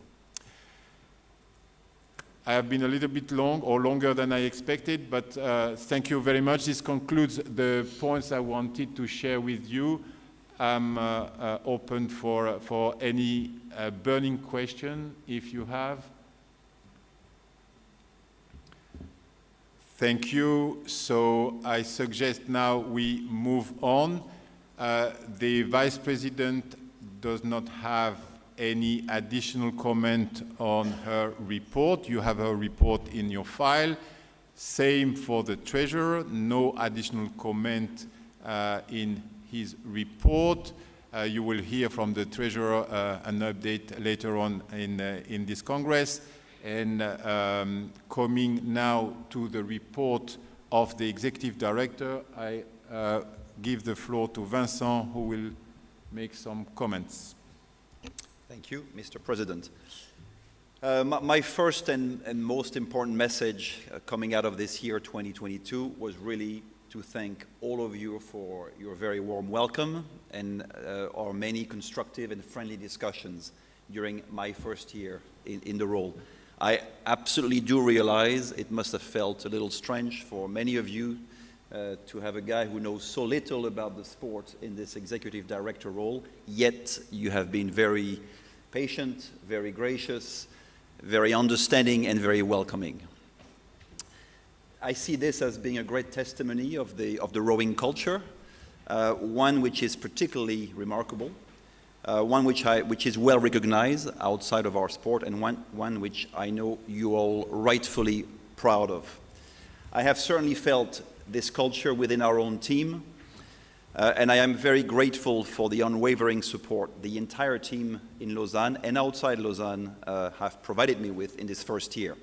It is an outstanding team, a very small team, a team that is clearly and unfortunately under-resourced to handle the massive and increasingly complex workload. And I'm even prouder of them given the miracles they produce in challenging contexts. This week was another one of those miracles. Let me hereby thank them all very warmly for their outstanding work and their commitment to our organization and to our sport. World Rowing Team, can you stand up so everyone has a chance to see you and perhaps to thank you?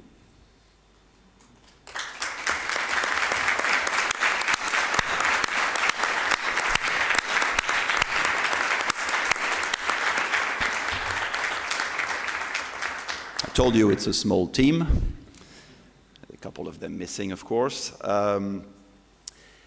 As you might have seen from my report, and taking aside the handling of the Ukraine crisis and its various consequences, 2022 has really been about World Rowing undertaking an important managerial transition as we were preparing for the departure of Matt Smith. 2022 has also been about launching several critical projects, ranging from very strategic to more administrative or HR related, but they are all important in one way or another. I have listed 12 of those priority projects in my report. They have kept us busy in 2022, particularly as they were coming on top of our ongoing business. Many of these projects continue to this day and will even carry over to 2024. I will only mention 4 of them here. First, on the strategic commercial partnership and investment project, which you have already heard of at the 2022 Congress, and which is about growing and diversifying our commercial footprint, our revenues, but which is ultimately about our ability to serve the sport better. We are evidently not discussing commercial growth, sponsorship, or TV revenue for the sake of commercial growth, sponsorship, or TV revenue. We are discussing it in order to improve our ability to further invest into our sport and to better serve our sport. Whether it is developing rowing in emerging nations, whether it is governing our organization to 21st century standards, whether it is improving our safeguarding capability, keeping up with the increasing cost of anti-doping, developing science and research around our sport, better supporting our various sustainability initiatives, providing more opportunities for female coaches, etc., etc. It's a long list of things we need to do, would like to do better, but right now we are limited by our resources and thus constrained in our ability to invest in all those critical areas for our sport. So we need to find a way to improve this situation through increased revenue and the creation of new assets and commercial platforms across our 3 disciplines. And yes, probably with the support of external investors and partners. This commercial project is very much ongoing. You have heard about one of its potential outcomes earlier, the Hydro Beach Sprint Rowing League, which we of course hope will generate revenue down the line. There will be others. We are committed to take this process as far as we can, and we will, but it is very early days. There is complexity, and so it is very much a mid to long-term project. We hope to update you further about it at the next Congress, of course. Second, concerning classic rowing, you have just heard from Eva and from our president about what we believe is the most critical of all ongoing World Rowing project, the strategic event and calendar review. I will not repeat anything here, but I will certainly say that it is not exaggerated to claim that this project is absolutely fundamental for us, possibly existential even, to keep the sport of rowing and our various events relevant and attractive, first and foremost to you and the rowing teams from around the world, but also to current and new generations of fans, to broadcasters, to commercial partners and investors. And yes, it is also critical to the success of the previous project, the commercial project. This event review is now ongoing, and I can only also thank you for all the contributions you have made through the survey and that you will be making in the months to come in one way or another. And I, of course, would like to thank Eva for her leadership over that very, very critical project, particularly given all the other projects and events that she's handling on our behalf. It's simply remarkable. The outcome of this project can be as great and ambitious as we want it to be, and it really is up to us to fix what we believe is not working, to reinvent our future calendar, to improve our future World Championships, to reshape our future World Cup series, to create new events, perhaps. The third project relates to indoor or connected rowing, as we sometimes call it. Here also, much progress is being made. And some very, very exciting projects are now in development in very close cooperation with the Indoor Rowing Commission under Philip's leadership. Amongst many other things, you now know that we have enjoyed a very successful participation at the Olympic Esports Week in Singapore in earlier June, which is now opening many, many doors and many potential development opportunities. It's a new event in our calendar, effectively, which we can expect to have now every year.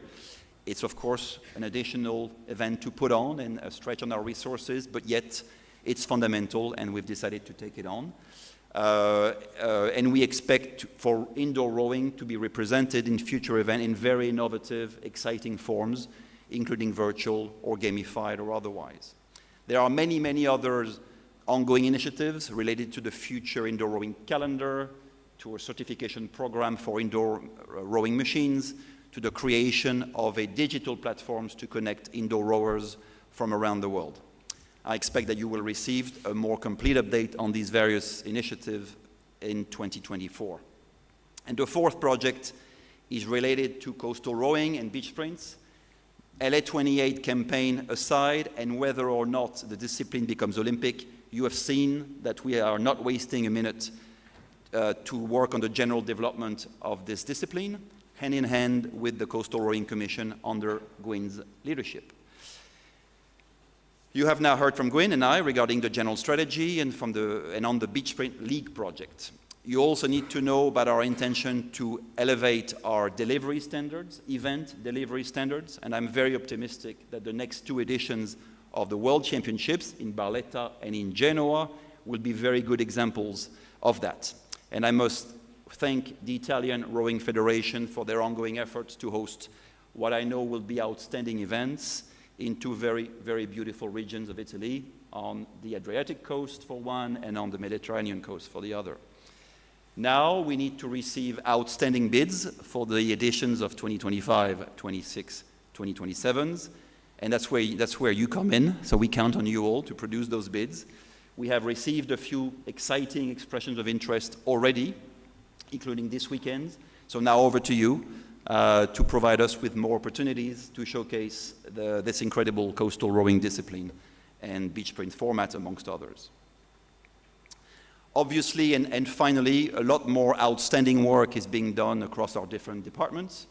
Much of this work is reported in the agenda papers by each of our departments, namely Development and Sustainability, led by Daniela Gomez, Governance, Good Governance and Integrity, led by Ludovica Caprino, Events and Sports Management, led by Natalie Phillips, Communications and PR, led by Brian Orsini over there, Marketing and Broadcast, led by Christian Osterode, Corporate and Event Services, led by Pratik Gambar, and finally, Finance, Administration and Office, led by Anna Jallo and Bic Pam, who I see over there standing in the back of the room. Hello, Bic. That's it for my reports. If there are any questions, please do not hesitate. Thank you.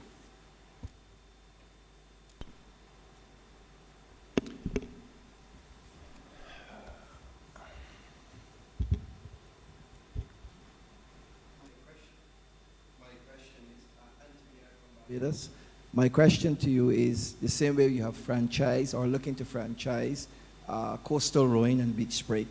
Would it be a good idea to look at indoor rowing, franchising indoor rowing as well, so that it would also develop more income for the rowing association, the overall body, but also it would help with the rowing expression towards getting more persons involved in rowing from various countries? I think that is an excellent suggestion. I'm happy to let maybe Philip, if you want to respond to that question in brief. I know you don't have a mic, but but I think that's something we absolutely need to take on board, yeah. Okay, the answer is yes. Thank you. My second notation. Philip, maybe if you want to make further comments on that. No, I think it's a good suggestion. We have to look at all opportunities, how world rowing member federations can generate revenue through indoor, and any initiative that any of you as member federations have, please share them with us. We're more than happy to look at them and try and develop concepts that we can take forward. My second suggestion is in relation to coastal rowing, and that has to do with something that I think Gwen in Africa last year, remember, at the Namibia, the Commonwealth, we tried a relay, which the relay where you had a 4x4 type or 4x5, because it was only 500 kilometers rowing But it was something that was very exciting. It brought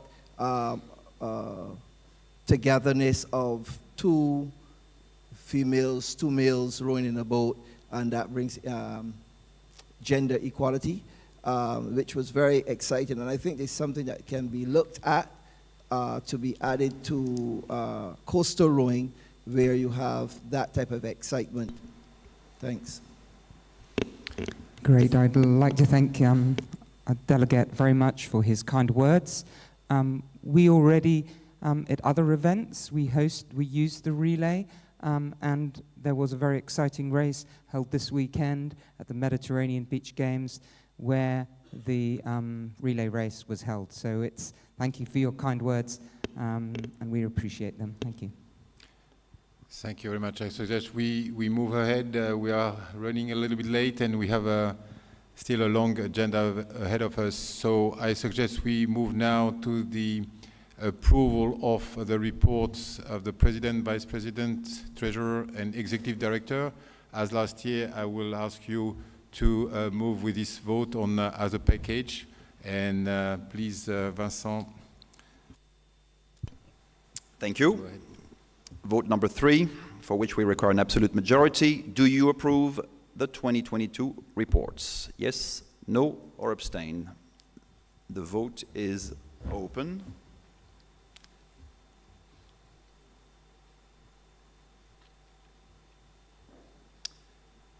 We will give it a few more seconds. 5, 4, 3, 2, 1. Can we close the vote, please? And bring the results on the screen. Thank you very much. The reports are approved. Moving to the next point on the agenda, reports of the chairs of the commissions. None of the chairs have any additional comments or remark to make on their report. I'm looking at the delegates if you have any questions or comment. It is not the case, so we can proceed with the voting. Thank you. Do you approve the above 2022 reports for the specialist commissions? Can we open the vote, please?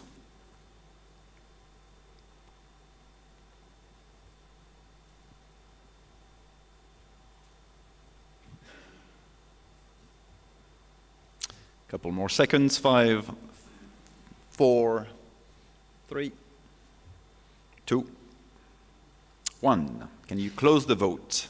Seymour, please. Thank you.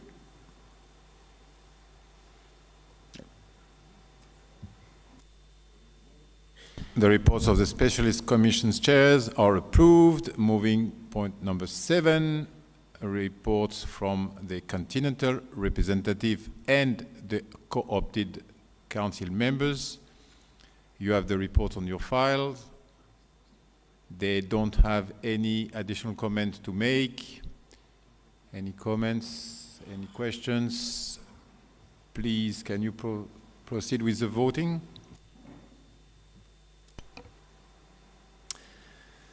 Do you approve the report from the continental representative and co-opted council members for 2022? Can you open the vote, please?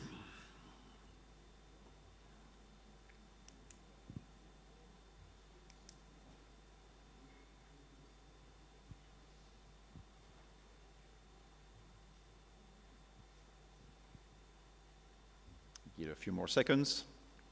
5, 4, 3, 2, 1. Seymour, can you close the vote and bring the results on the screen, please?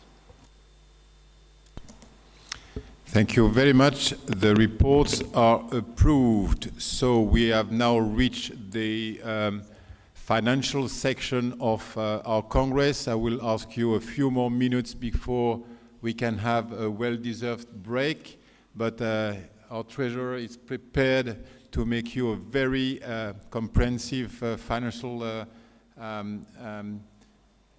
statement. So item 8, I'm now going giving the floor to the Treasurer for the presentation of the 2022 financial statements. Yeah, thank you. And referring to the agenda papers, where you can also find the 2022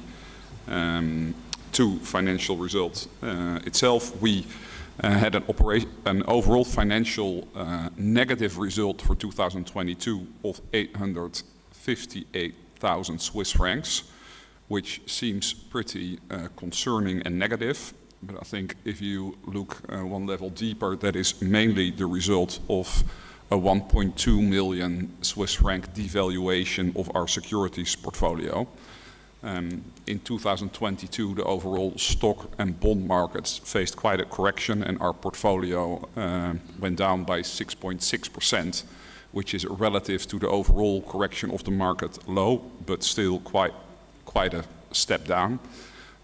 Please note that this is a bookkeeping loss as long as we don't sell any positions. So this financial result always goes up and down throughout the years, as you may have seen in other years. And to give you some comfort, as per today, the valuation is up 400K again. So this has been the main driver of the 22 overall result. If we look at the operational result itself, which we influence mostly ourselves, that was around 400,000 Swiss francs positive, as a result of quite strict cost control given all the uncertainties we are facing, and lower travel expenses in the first year of 22 because we were still living in restricted COVID times. Then I think next to the P&L, if you look at the balance sheet, there we have positive development as we received the final distributions from the Tokyo TV money, which was slightly above even what we expected. We were still quite concerned, as you may recall from last year, that amount would be lower given the increased costs of Tokyo, but eventually that turned out to be in line what we were expecting, basically strengthening our balance sheet. I think that's it, what I have to add on the 22 financial results. I don't know if there are any questions on that. Thank you. There are no questions. We can now move to item 9, Auditor's Report. This report is in your agenda papers, in your files. I think page 82 when it comes to the English version. You can see, of course, their opinion regarding the statements. So we can move now to item 10, approval of the accounts, and I will ask the Executive Director to proceed with the voting. Thank you. Do you approve the 2022 financial statements? Seymour, can you open the vote, please?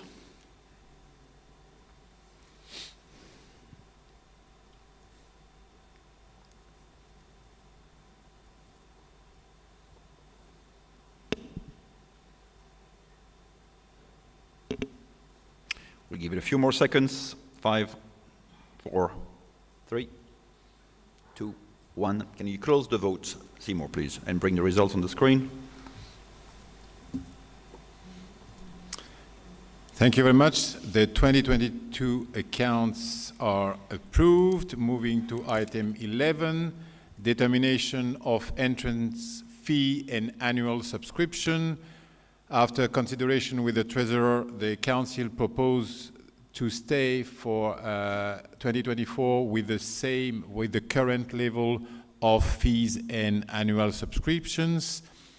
There is no change proposed. I believe that a vote is not needed. That is the good news.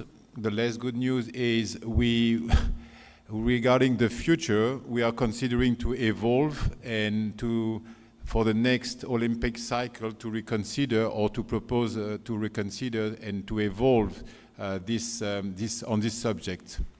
I have already introduced this matter with some of you recently, just that we have also, as it was presented, to take into account the current challenges we are facing. So no decision, of course, has been taken yet, and we are open for the discussion. But I would just like to share with you up front that we might propose in the future to evolve in this regards, and to do so, obviously, we will discuss with you before. So no change for now, but potentially you can expect at least a discussion and probably an evolution from 2025. Any questions? Okay. Item 12 to complete the financial part. Well, to continue, not to complete for now, the budget for 2024, and I'm giving the floor back to the treasurer. Thank you, Jean-Christophe. So page 66 of the agenda papers is what you see on the screen. If it's too small, you can look it up there. Maybe before I go into 24, a brief update on where we stand for 23 with a latest forecast. As you see, that is a negative operational result of minus 456,000 Swiss francs. That is mainly driven by just overall increased governance and other costs and a full year of events again. So this was after COVID, the first year again with all the events. And if you also look at the number of events that we are staging, that has gone up. And with that also our costs increased. So that is driving the negative forecast vis-à-vis what we initially had in the 4-year planning. I think what Vincent was already referring to earlier, what is concerning is that this is what you could call the current run rate at which World Rowing is operating, which is negative, and we have some reserves, but we will not be able to work like that in the long run. So either we will need to generate more revenue or decrease costs. I think what's good is, as also mentioned earlier, the World Rowing team is working hard on a number of revenue generating streams that should be able to close this gap, as we ideally do not further trim down on what we are doing on the events and governance side. So that's for 23. For 2024, we have not started yet the detailed budget process for next year. So what you see here is the outline out of the 4-year plan. But what we do expect for next year is to be roughly in line with the operational result that you see at the bottom of 24. So that's the minus 489K. That's also roughly the run rate that we are as per this year, and most likely both income and revenue will be higher in the end for next year, also because a number of re-invoicing items. But we expect to be roughly around minus 500,000 for next year, which was also what we were expecting at the beginning of the cycle. Any questions on that?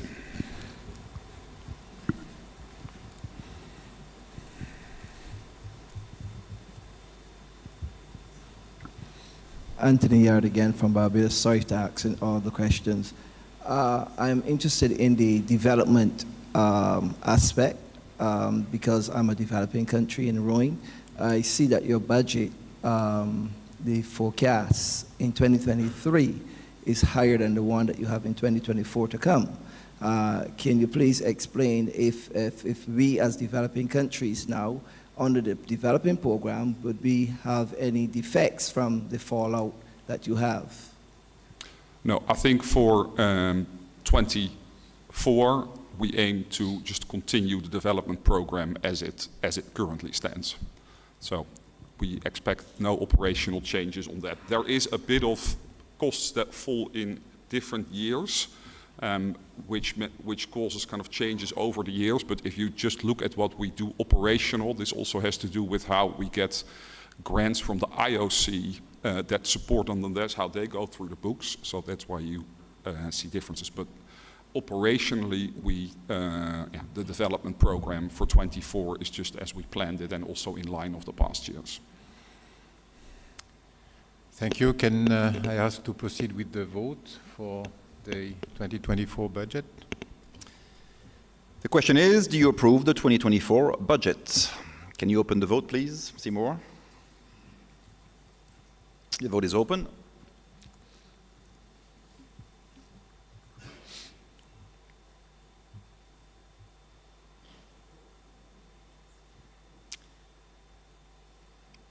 A few more seconds. 5, 4, 3, 2, 1. Can we close the vote, please?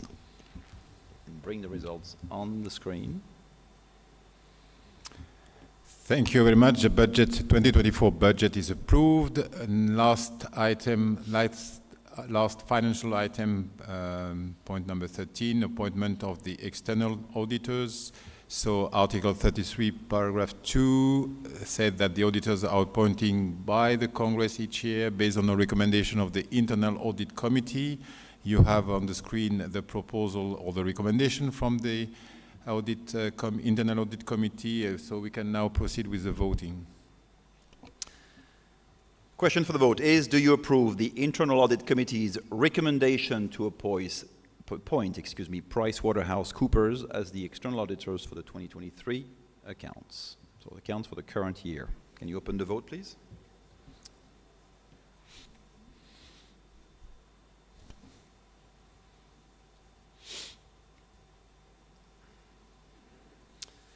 Five, 4, 3, 2, 1. Can we close the vote, please? And bring the results on the screen. Thank you very much. So the recommendation is approved. This concludes the section on finance, and the good news is we have reached the coffee break. It's now 11:07. Can I suggest that you come back to the room by 25:26 so that we can resume the Congress at 11:30 sharp? Thank you very much. Enjoy the break.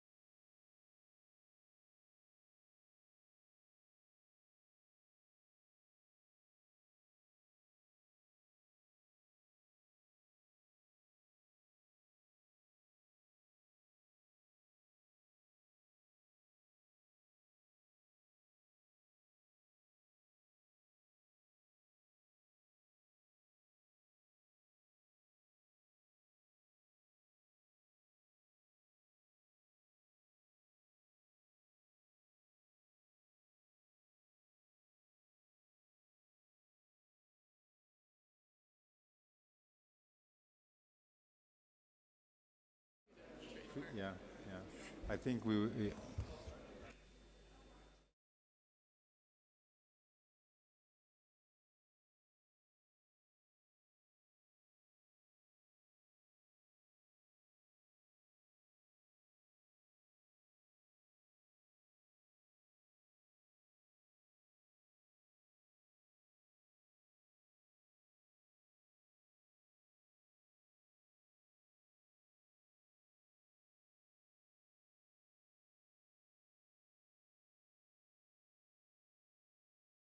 seat.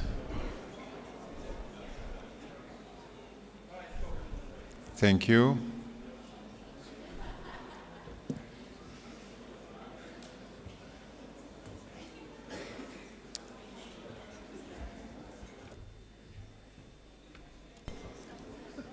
Can we close the door, please?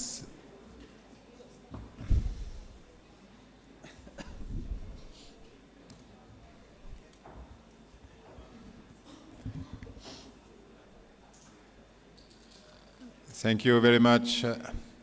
We are now on agenda point 14. We have few elections this year.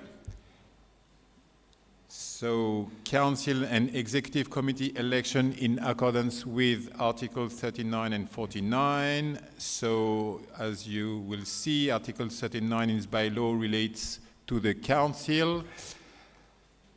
Paragraph 3 of the bylaw relates to the positions for election on the third year after the Summer Olympic and Paralympic Games.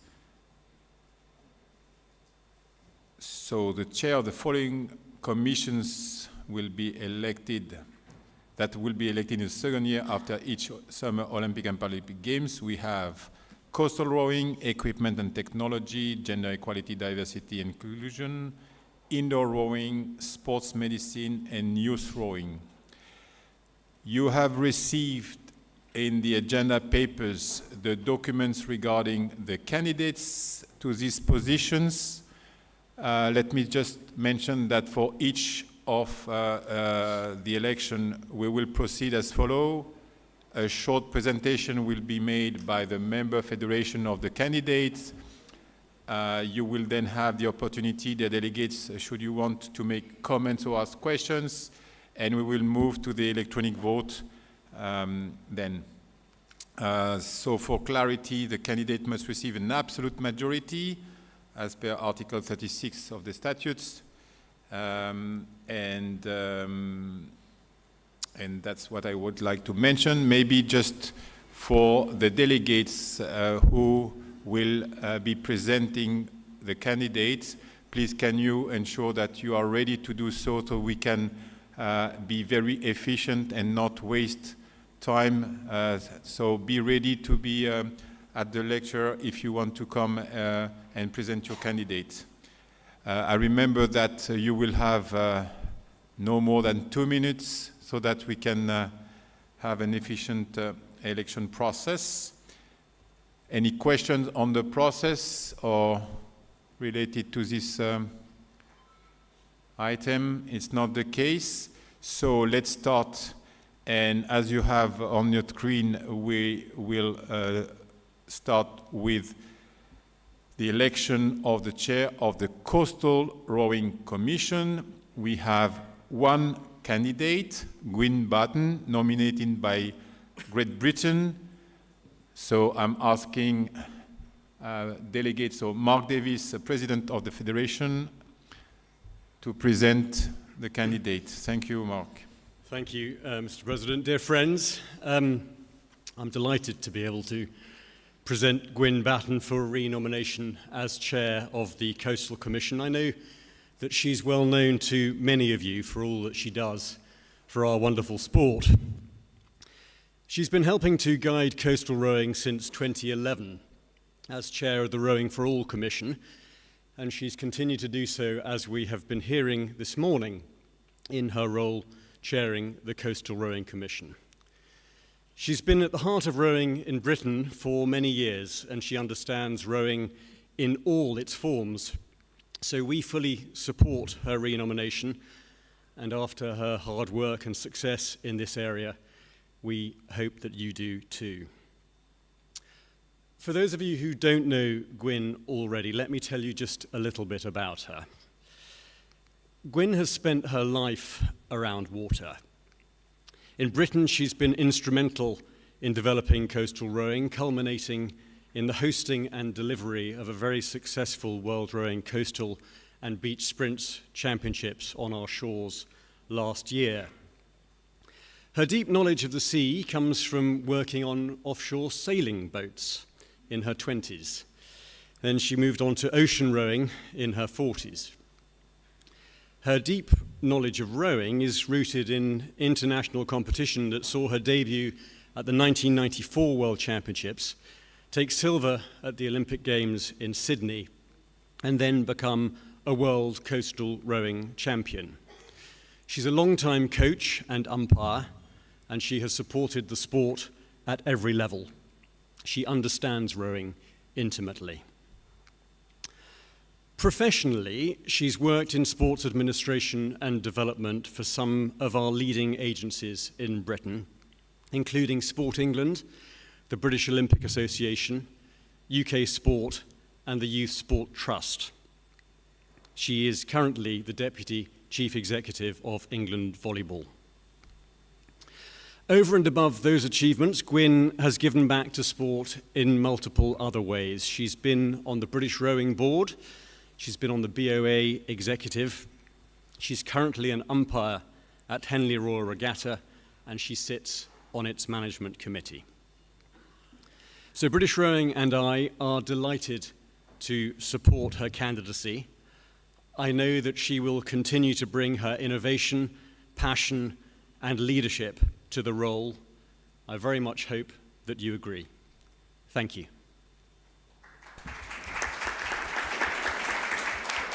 Thank you very much, Mark. And now we can proceed with the voting. Do you agree to elect the above candidate, Gwyn Batten, for the position of Chair of the Coastal Rowing Commission? Can you open the vote, please? Seymour.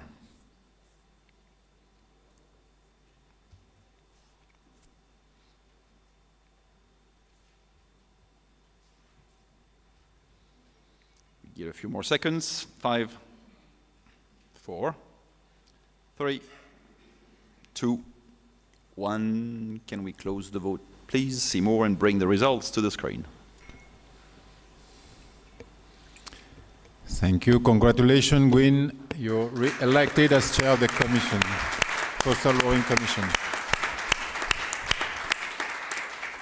Moving to the next election, Chair of the Equipment and Technology Commission, we have two candidates in alphabetical order and nominated by the Swiss Federation. We have Matthias Binder, and nominated by the Turkish Federation, Yogo Kilic.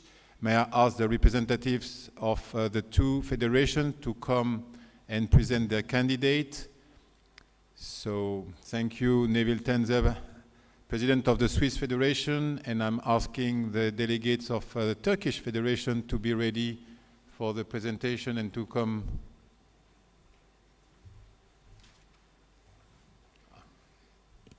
Thank you, Eren Ertürk, President of the Turkish Federation. Floor is yours. Thank you. Dear Mr. President, dear Jean-Christophe, dear board members, dear delegates, it is my pleasure as President of Swiss Rowing to present Matthias Binder, our candidate for the position of Chair of the World Rowing Equipment and Technology Commission. As you might remember, Matthias was elected to this chair by the Congress in Prague exactly 1 year ago. Since his election, he and his team have wasted no time in establishing a cross-commission panel to check powerboats for races, designing and building a special caliper that will allow to measure and check coastal boats for compliance to our rules, and seems to have solved the mystery of the many lost bow numbers. Matthias has long been associated with the world of rowing. In 1996, he proudly represented Switzerland at the Olympic Games in Atlanta, won gold at the 1997 World Championships in Aiguebelette, participated in 5 World Rowing Championships and 3 Nations Cups. Matthias has been a member of the Equipment and Technology Commission since 2003. His background as a mechanical engineer, his calm and structured approach, and his consensual leadership continue to make him the ideal candidate for the job. I therefore invite you all to re-elect Matthias Binder to the chair of the World Rowing Equipment and Technology Commission. Thank you very much for your attention.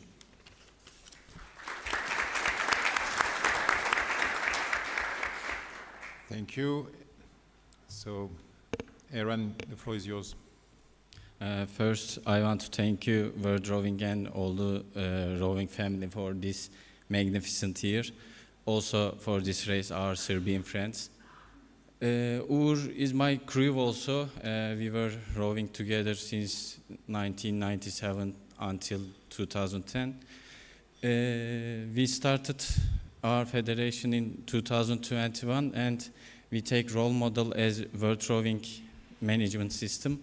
So we have also Equipment and Technology Commission, and head of it is Uğur.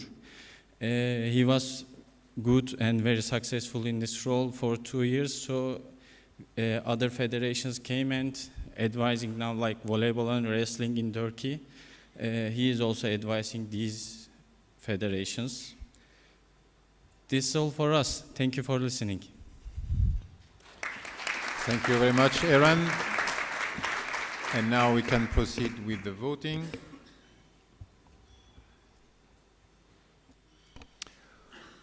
The question is, who would you like to elect from the below listed candidates for the position of chair of the Equipment and Technology Commission? Matthias Binder from Switzerland, Uğur Cilic from Turkey, or abstain? Can you open the vote, please, Seymour?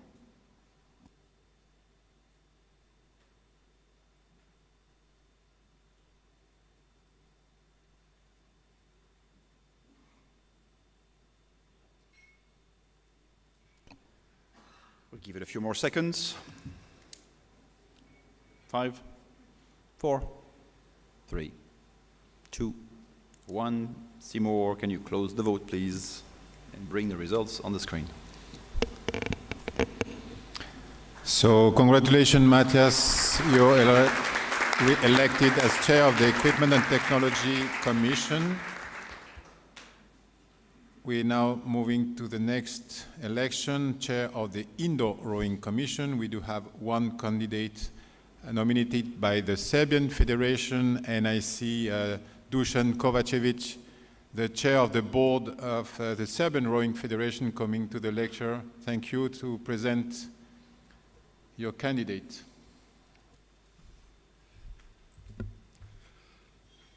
Dear President, dear delegates and rowing friends, I'm in front of the Serbian Rowing Federation honored, and I have personal pleasure to present Filip Ljubicic as the chair for Indoor Rowing Commission. I'm presenting him as for re-election since he's already in this position. Filip Ljubicic is 3 years in this commission, 1 year as a member and 2 years as a chair, which is good that we can estimate his work and to understand how is good for world rowing. Things that him and his commission did in these 3 years are he introduced the Versa. Versa, what is this? I think you could inform yourself with Philip more. I did it this morning already, and this is a new event format for the World Rowing Indoor Championship. He developed a relationship between manufacturers and publishers, and it's opened new opportunity for the world rowing. Also, he pushed for the exhibition of rowing at the inaugural Olympic e-sport week in Singapore. Everybody, maybe some of us are old-fashioned, but we all understand the e-sport is very growing sport in the world, and it's very important for world rowing and for rowing to be in this area. And since they started, I think it's very important, and we're looking forward to see how it's going to develop. Filip Ljubicic is a team player. I think everybody can understand that so far. and he helps everybody to achieve their goals and aims. Because of everything I said, and I'm honored, and I'm supporting the nomination of Filip Ljubicic to be again Chief of Indoor Rowing Commission, and I am inviting you to vote for him. Thank you.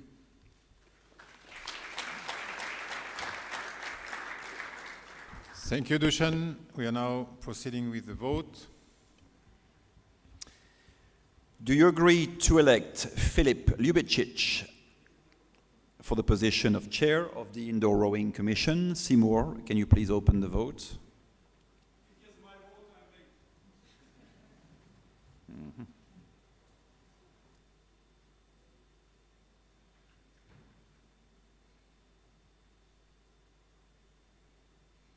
A few more seconds. 5, 4, 3, 2,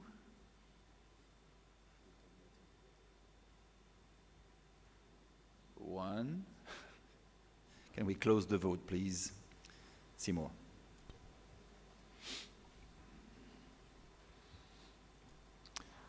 Congratulations, Philip. You are re-elected Chair of the Indoor Commission.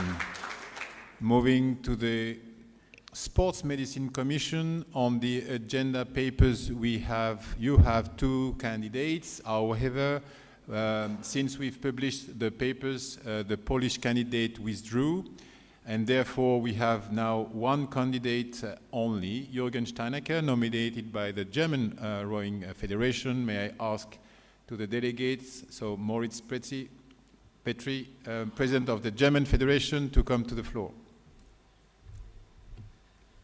Mr. President, dear board members, dear rowing friends, I'm having the pleasure to introduce to you Dr. Jürgen Steinacher as Chair of the Sports Medicines Commission of World Rowing.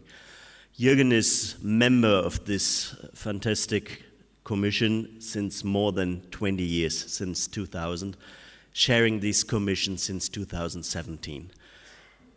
Obviously, he is a doctor in medicine and a professor at the medicine faculty of the University of Ulm. However, he is also a former international rower, and this is making him very attractive for us because he knows our sports by heart. He's a doctor he was a doctor at various international regattas, even though here in Belgrade during the World Championships, and he did a tremendous work during the recent pandemic situation, creating the guidelines how we could come back to our sport together with the IOC and the World Health Organization.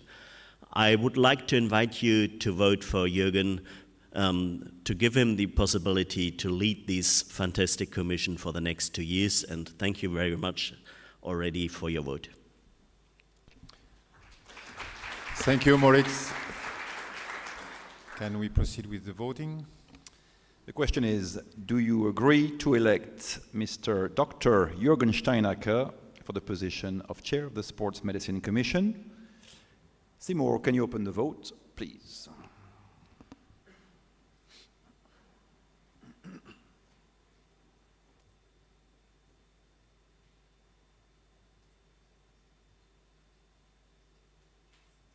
A few more seconds. 5, 4, 3, 2, 1. Can we close the vote, please, Seymour, and bring the results on the screen? So Jürgen Steinacker is re-elected Chair of the Sports Medicine Commission.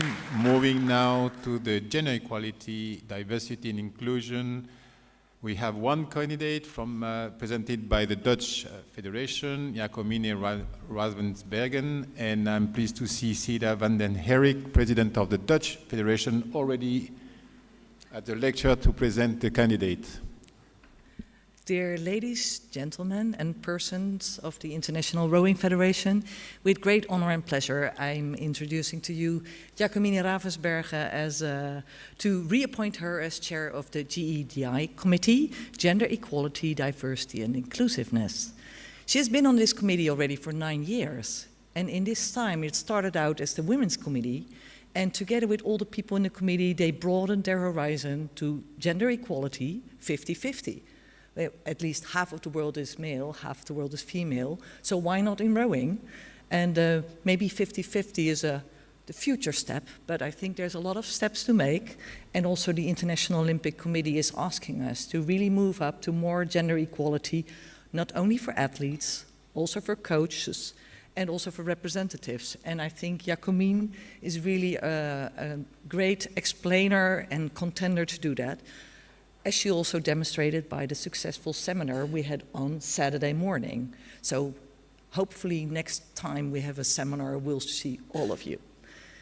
Additionally to that, she is in her professional life, she's the vice chairwoman on the board of the University of Applied Sciences, and also holding the portfolio of diversity and inclusiveness.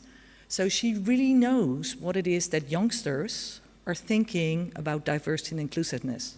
And I can tell you, it's slightly different than the older generations. And we do understand that there's a great variety on the theme of diversity and inclusiveness around the world. And Jacomine has a very open eye to broad cultural differences around the world. And I'm really sure she will work with all of you to find the right path for the world rowing community to take next steps in this direction. So, next to this, she's also still a rower. So from a transparency perspective, I should admit, we're still rowing together. So I'm very enthusiastic about her. And so we've been rowing for the last 6 years. She's been rowing for 20 years. She's been umpiring for over 32 years, also in the international level. And so I think it's really wonderful that she wants to dedicate her time again to bring the GEDI committee a few steps further. Let's take a vote. Thank you, Sida. Shall we proceed with the voting? The question is, do you agree to elect Jacomine Ravensbergen for the position of chair of the GEDI Commission? Seymour, can you open the vote, please?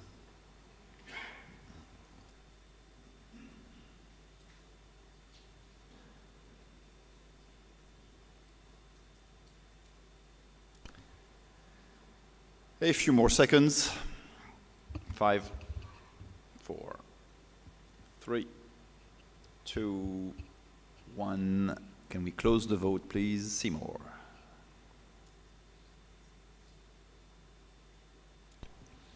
Congratulations, Jacomine, for your election as chair of the GEDI Commission. Moving now to the last of the 6 elections of the day, the Youth Rowing Commission. We have 2 candidates in alphabetical order and nominated by US Rowing.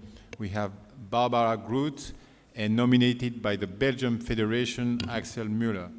So it's not the alphabetical order, but I can see that Gwenda is ready. So Gwenda, please do present your candidate.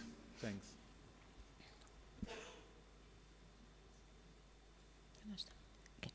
Dear President, dear Council, dear member federations, dear rowing friends, it's my pleasure to present Axel Müller Asensio as candidate for the position as chair of the World Rowing Youth Rowing Commission.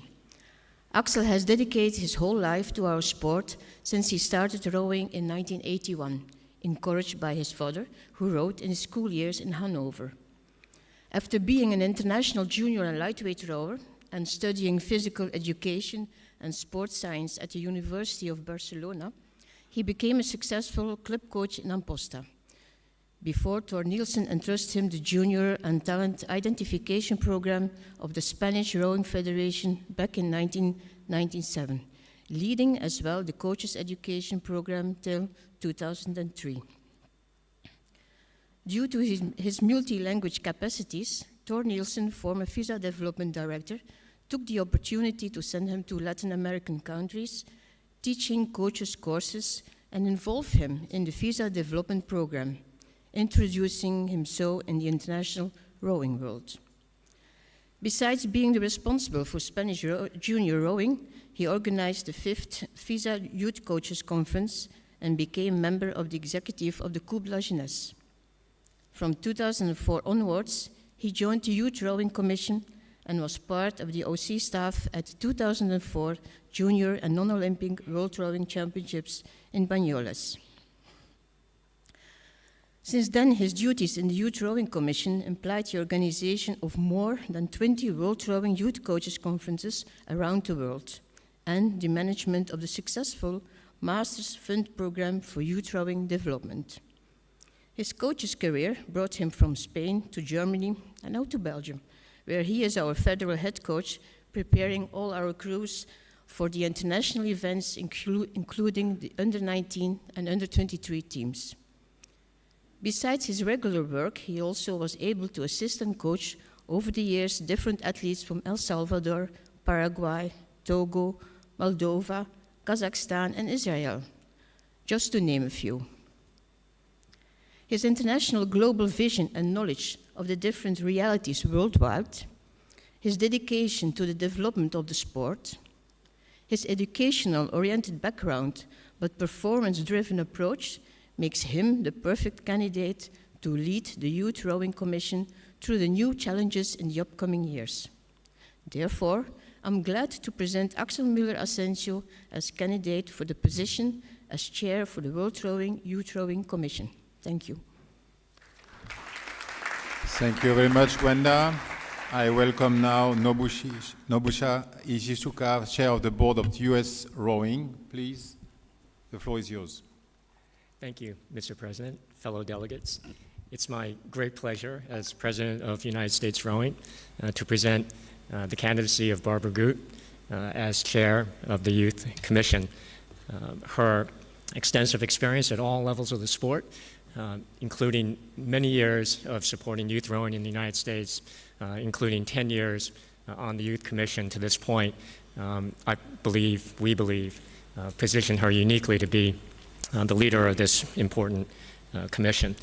Barbara's had an accomplished athletic career. She is a two-time Olympian, having competed at Los Angeles and Seoul in the women's pair. She is a two-time medalist at the World Championships, Copenhagen and Lucerne. She is a two-time world indoor rowing champion, achieving 2 world records.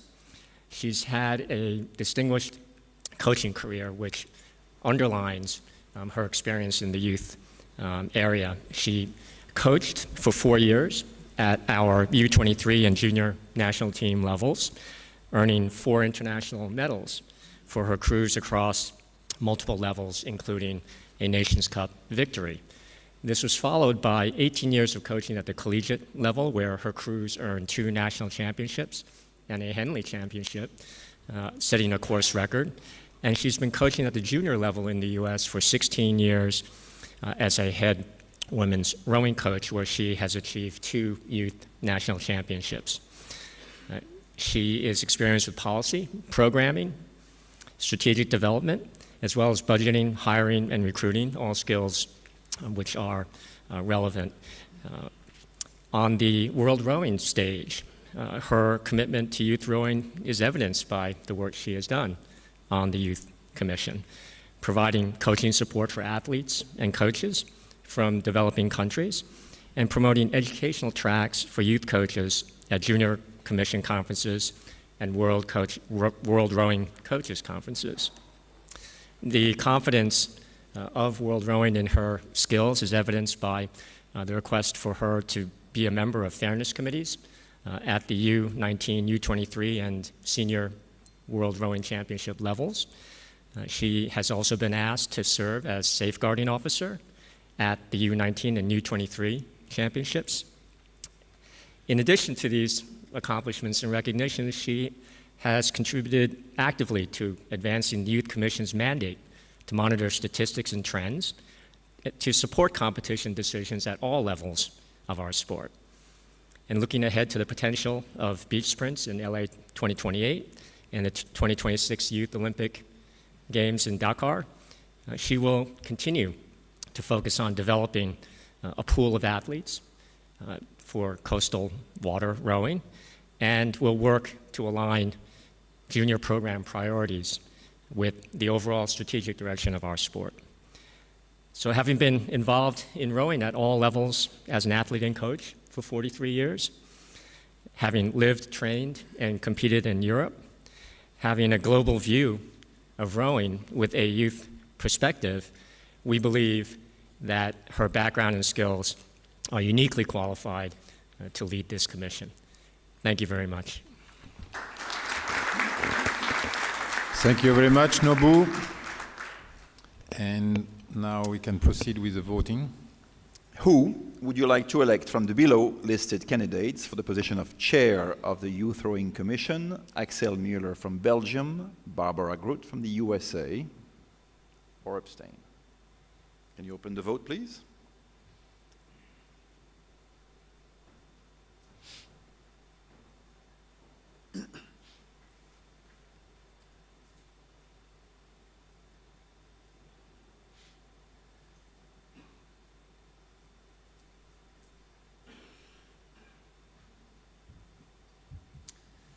A few more seconds.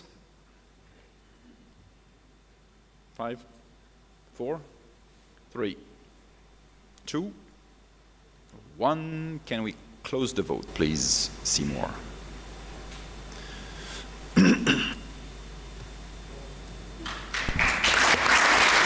Congratulations to Axel Müller, and welcome to the Council.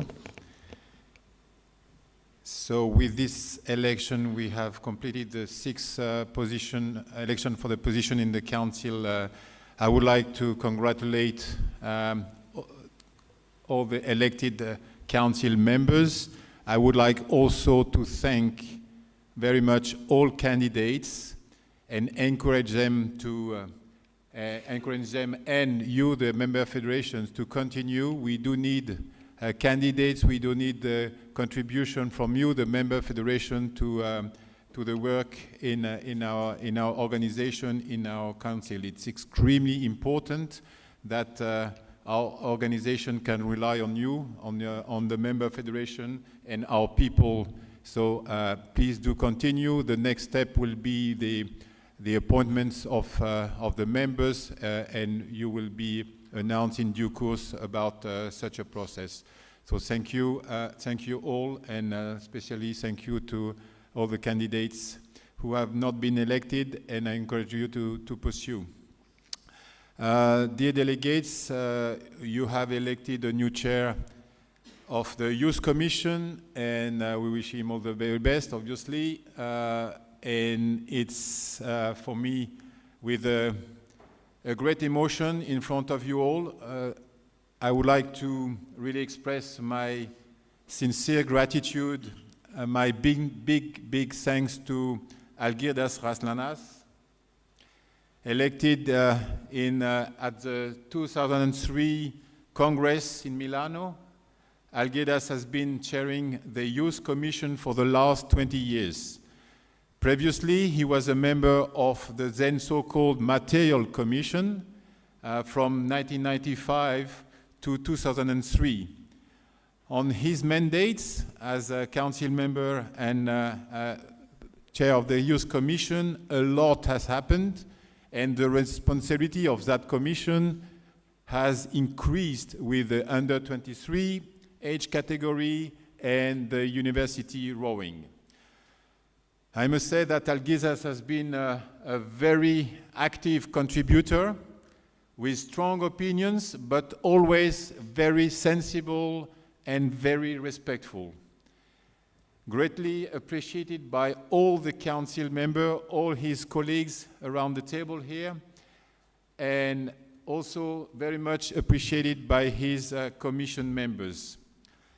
A very nice person, dedicated to our sport, and who has made a lot of effort for our sport. So it's really with a true emotion that I thank you, Algirdas, for for your hard work and your dedication to our sport. On behalf of all of us, big thank you.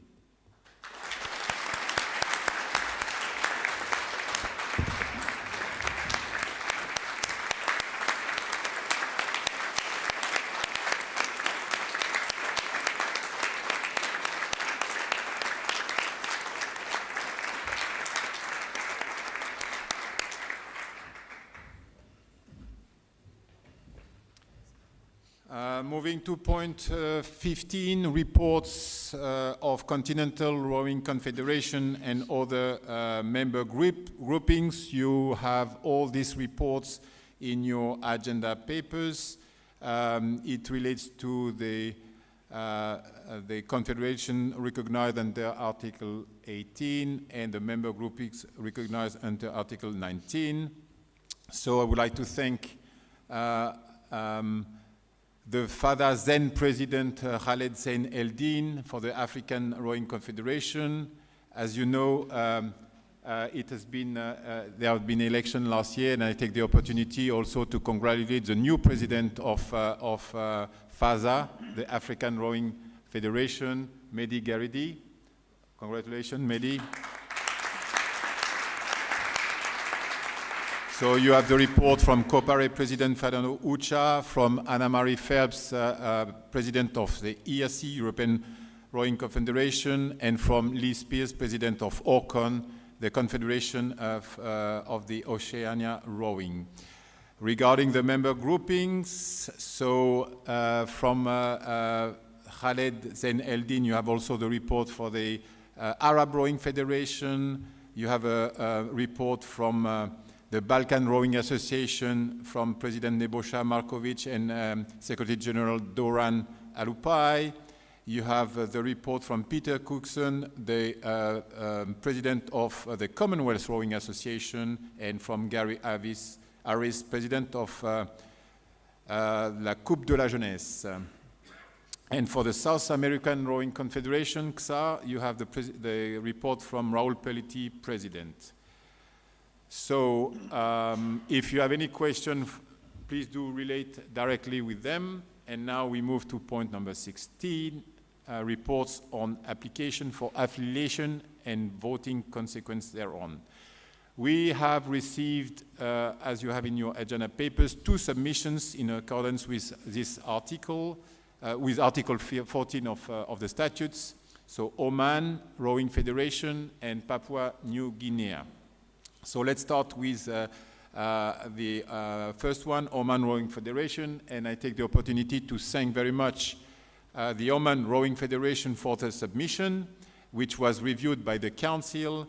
In fact, the current constitution of the Oman Rowing Federation does not fully comply with the requirements stated in our Article 13 for admission to membership.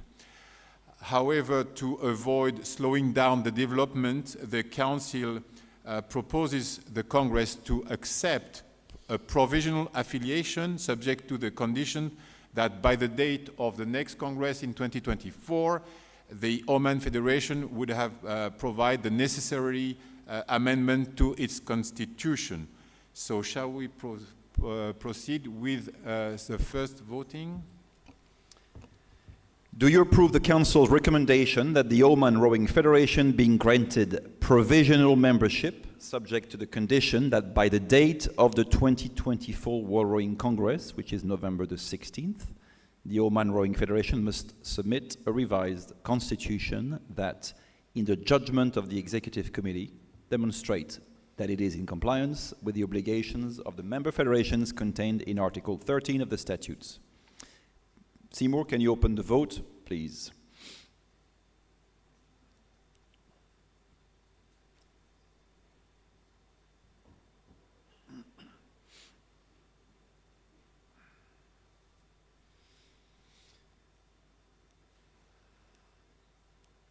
A few more seconds. 5, 4, 3, 2, 1. Seymour, can you close the vote, please?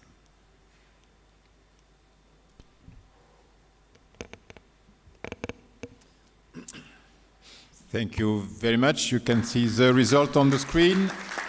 Moving now to the second one, Papua New Guinea. So I also thank the Papua New Guinea Federation for the submission. The Council has reviewed the submission and proposes the Congress to accept the affiliation. Can we move now with the voting? The question for your vote is, do you approve the Council's recommendation to admit Papua New Guinea Federation as a new member of World Rowing? Can you open the vote, Seymour, please?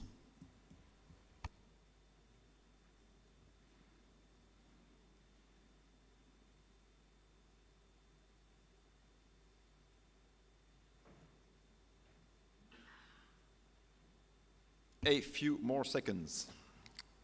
5, 4, 3, 2, 1. Seymour, can you close the vote, please?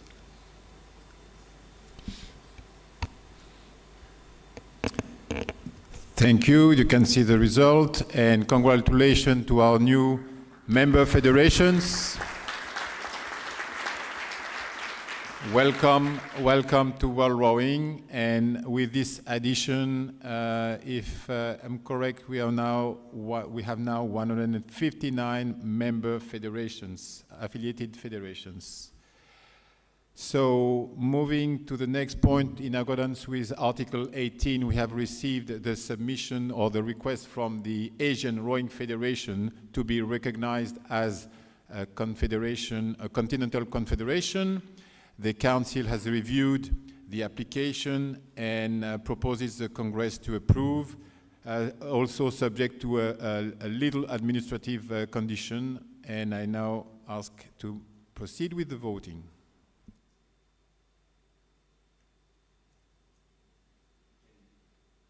The question for, can we bring the slide back, please? Yep, thank you.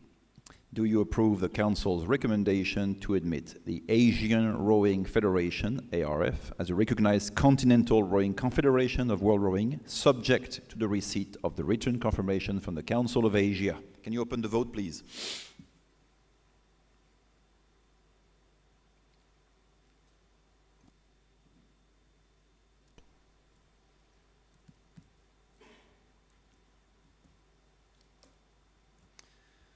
Few more seconds.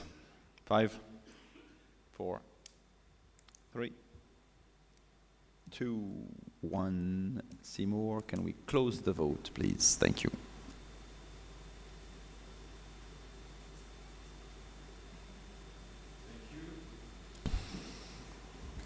Thank you very much, and congratulations to the Asian Rowing Federation. We are very pleased. I will take the opportunity here to say hello to the president of the Asian Rowing Federation, Chen Chun-Chin, who is with us today. He's connected. Let me mention that in a couple of days, actually, there will be the Asian Games. There will be the Asian Games held in Hangzhou, China, a very, very important continental international event. And as you can imagine, very a major event for the continent. Let me wish all the very best to the Chinese organizing committee, and in particular for the rowing regatta, to all the teams of the Asian continent. And as you and just to mention that actually the Asian Rowing Federation will take the opportunity of this games to hold its general assembly. I take also the opportunity to mention as well that in October, COPARE, the Confederation of the Americas, will also held its Congress on the occasion of the Pan Am Games to be held in Chile, another very important international event and a major event actually for the continent of Americas. I take also the opportunity to greet the COPARE President Fernando Ucha. Point number 17 of the agenda, reports on future World Rowing event and Olympic and Paralympic regatta. And I'm pleased to give the floor to the executive director and the head of events, World Rowing Events, Natalie Phillips, to lead this point of the agenda. Natalie, would you like to join us and introduce the next speakers?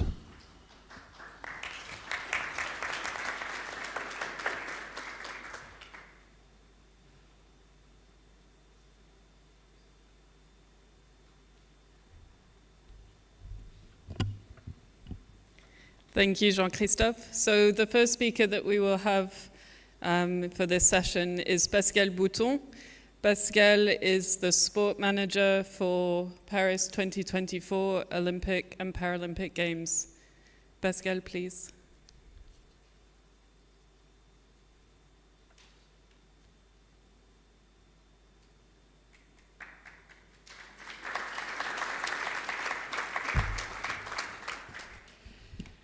Hello.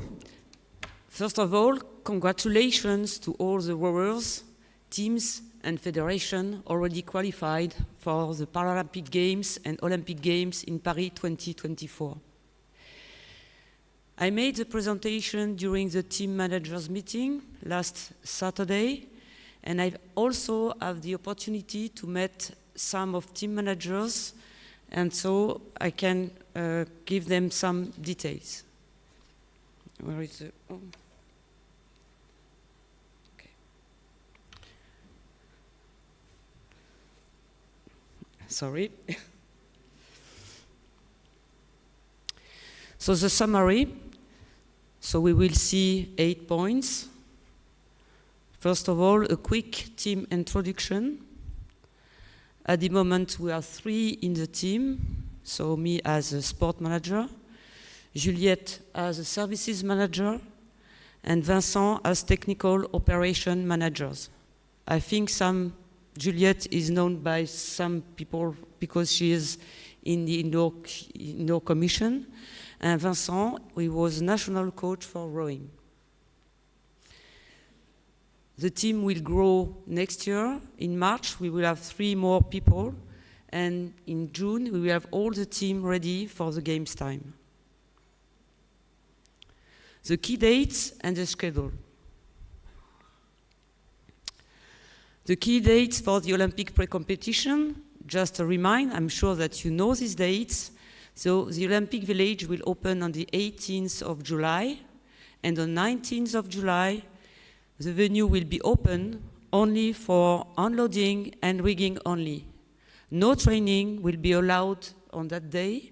You can also take the space for the teams, unloading your boats, and also you can rigging the boats. The venue and the course will be open on the 20th of July. The open time and closing time are not yet defined. You know that you have to share the course with canoe slalom, but the schedule will authorize the 2 sports, the 2 disciplines to train on the venue course. The draw will be on the 24th, and on the 26th we will have the opening ceremony, and then the opening and closing times would be different. On that day, we will have also the spare races. For the competition, the first day will be on the 27th, the last day on the 3 August, and we have a reserve day, but I hope we don't use the reserve day, and the closing ceremony on the 11th of August. For the Paralympic Games, also the same organization. So for the pre-competition, the village will open on the 21st of August. The venue will be open only for unloading and rigging, no training on that day, and the training will be opened on the 22nd of August. Opening ceremony on the 28th, 29th, the competition draw. The first day of the competition will be on the 13th of August till the 1st of September, and the opening time and closing time for training will be confirmed later. The closing ceremony will be on the 8th of September.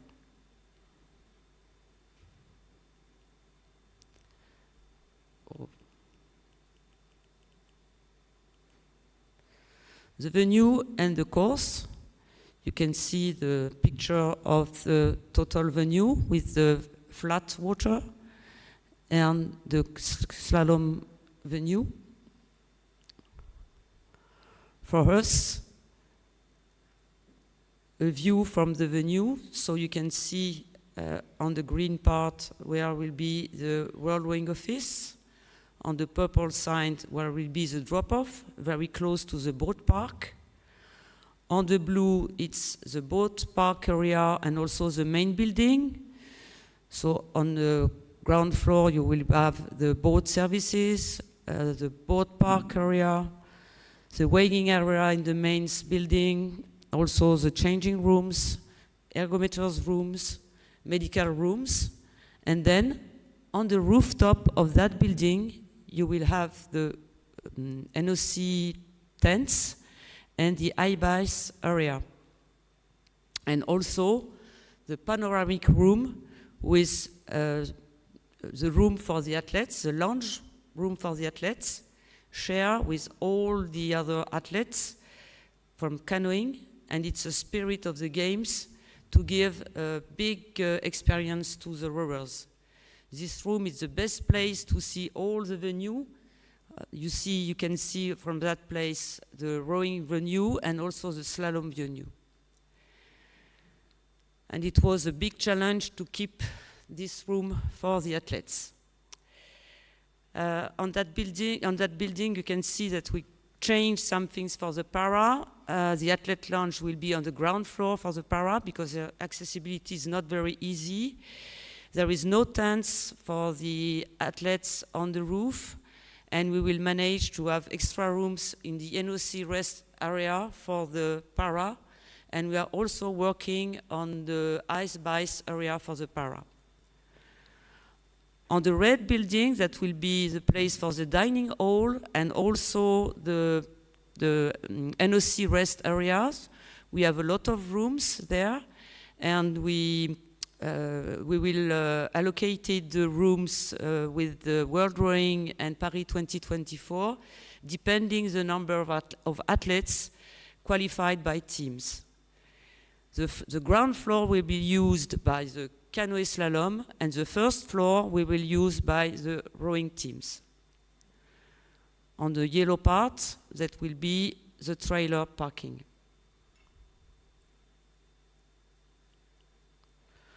Another view of all the venue, and you can see where is the principal venue entrance.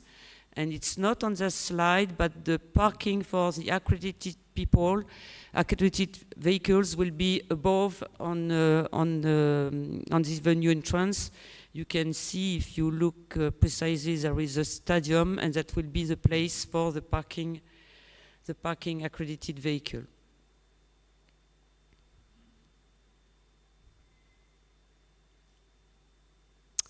Team facilities and services. Team facilities, so athlete rest area. As I told you, there is a number of rooms, and these rest spaces will be allocated to each NOC by Paris 2024 and World Rowing, depending the numbers of rowers qualified by teams. The rooms will be empty with standard European power, type C. No ergometers and no bicycles are permitted, no bikes are permitted in this rest area. That will be a rest area, so no noisy. And this building will be shared with canoe slalom, as I told you, slalom on the ground floor and rowing on the first floor. At the moment, I have no confirmation about what we can put into these rooms.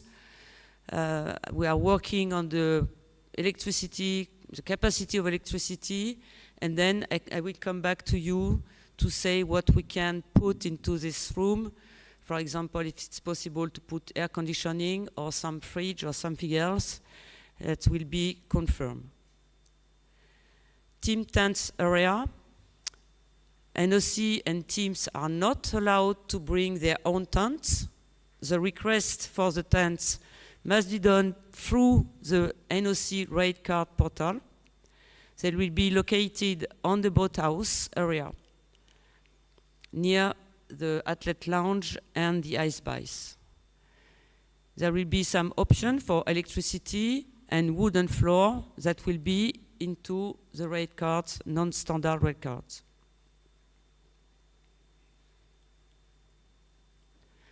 Athlete lounge.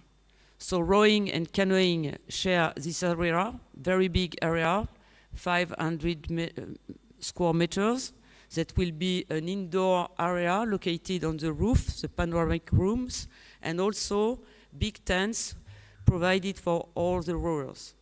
There is a range of Coca-Cola products will be available, also food and beverage, and as I told you, outdoor and indoor spaces. Training facilities. Training equipment will be provided by Paris 2024 at the rowing venue. 25 ergometers type Concept 2, 10 ergometers type RP3, and 2 Technogym. We will also provide indoor bikes, 16 stationary bikes. And for the para rowers, we'll provide 8 adapted seats for the ergometers. And the training room are in the main building behind the boat park area.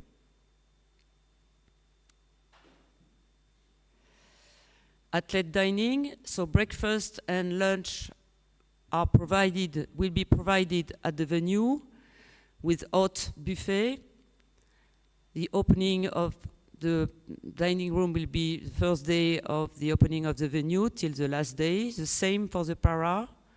And the opening time and closing time will be confirmed later.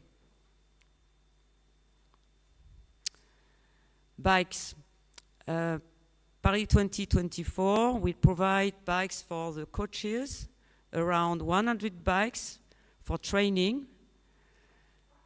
No cycling allowed during competition. The North Road will be only for the TV. And for the races, we will provide vans for the coach to follow the race. And as usual, no cycling allowed in the boat park. We are also working on the rules for the teams who want to bring their own bikes.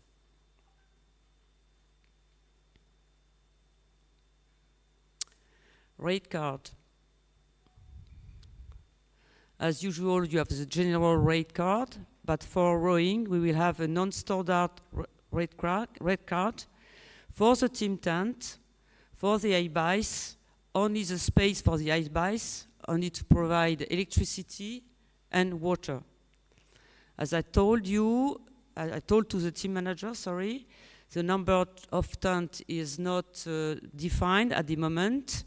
So the request, you can request number of tents, that will be 3 by 3 tents, and after that we will know exactly the number of tents will be allowed on the roof, spares with also with canoeing, and then we can confirm the numbers of rooms you can have during the games. And just for reminder, the NOC and teams are not allowed to bring their own tent. Transport. Just a quick picture for the Olympic territory map,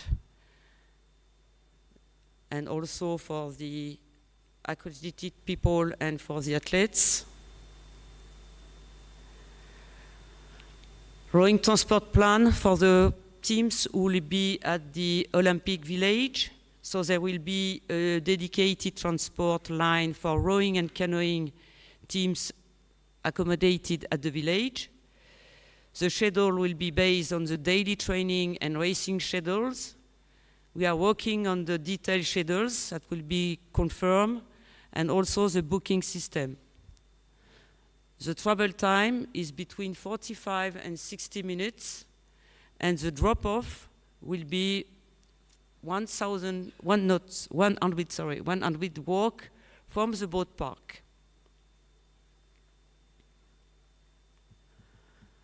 For the 2 hotels in the bed and return program, so the Paxton and the Novotel, there is also a dedicated transport line for rowing and canoeing from this hotel. The daily schedule hotel must to be confirmed. Also the booking system. The travel time is 15 to 20 minutes, and the drop-off will be at 1,000 walk from the boat park. Paris 24 received requests from some CNOs who book hotel on their own.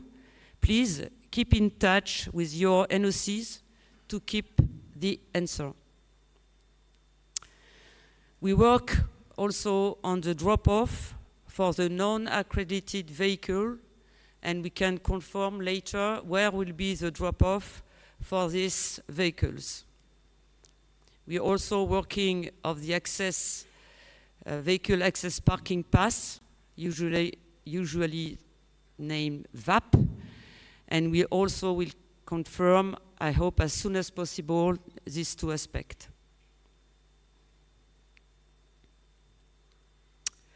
Competition analysis.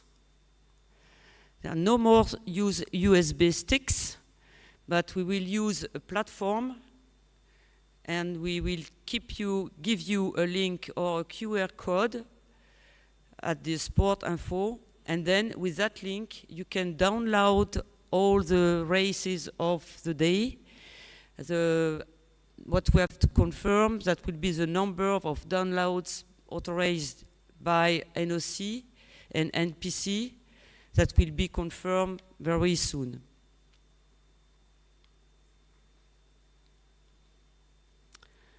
Communication. All the communication have to go through your NOCs. When an information is validated, Paris 24 send the validation to the NOCs and NPCs. But as you know, Paris 2024 and World Rowing teams, we work very closely, and we'll be happy to share as much as possible directly with you to share all the information we can give you.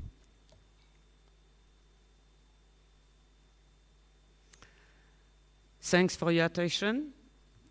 And if you have some question, I'm ready to answer to your question.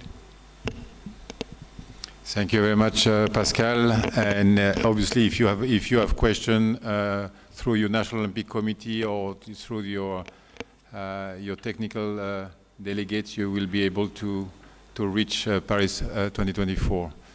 Can we move on the next? Thank you very much, Pascal. Very appreciated.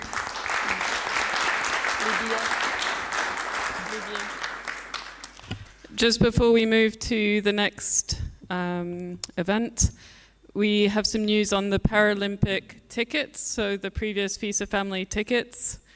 We have confirmation 1 hour ago that we can go ahead with the program, so finally some good news that I think a lot of you have been waiting for.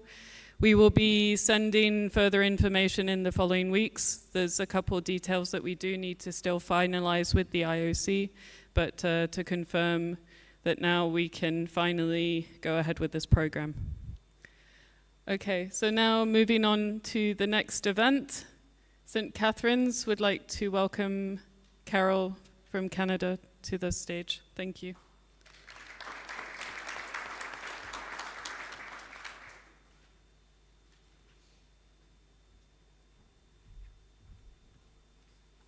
Thank you, Natalie.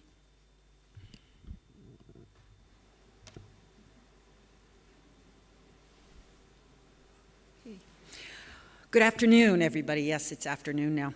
Thank you, President Roland, Council, and member federations. I have been asked on behalf of our 2024 World Rowing Championships Organizing Committee to present you with this update today. So welcome to the 2024 World Senior Under 23 and Under 19 Championships in St. Catharines, Ontario. It is one iconic destination for this mega event. These are greetings from our mayor, Matt Sisko. He couldn't be with us this weekend, but he did want you to know that he is welcoming us with everyone with open arms, and we can't wait to have everybody in St. Catharines next year. And also greetings from me, Carol Purser, as president of Rowing Canada Aviron. And I would just like to say that Rowing Canada Aviron, in partnership with the local community, we are thrilled to have the 2024 World Rowing Championships in St. Catharines. This is a rare opportunity for the local community and for Canada to host the best rowers in the world. This event not only showcases our next generation of athletes, it gives our future Olympians and Paralympians the honor of competing before a home crowd, inspiring them to new heights of excellence. We are really happy to have everyone come. We have a very busy organizing committee, and as you can see, it's quite large, and they bring a variety of skills to the table. It is led by Bill Shank as chair, and he is a name familiar to many in the room. His diverse background in regatta events is key to successful World Rowing Championships happening in St. Catharines. On August 24th, we hosted a one-year celebration of the event, one-year-out celebration of the event. It was very well attended and raised awareness in our local community of the excitement coming in 2024. We're located in the heart of Canada and in the province of Ontario, home to our capital city of Ottawa, and an hour's drive to Canada's largest city, Toronto. We are located on the southwestern part of Lake Ontario and very well connected to Toronto. I'm going through these fairly quickly because we are running a little behind. And we are very, very close to the breathtaking Niagara Falls. And this region is a 4-season destination, and of course, it offers so much. Our unique setting provides beautiful waterfalls and ecosystems that are protected as a World Biosphere Reserve. More than 13 million people visit Niagara each year to enjoy the fruits of this environment. And Niagara is the 4th popular destination in our expansive country. The city of St. Catharines will be your central destination.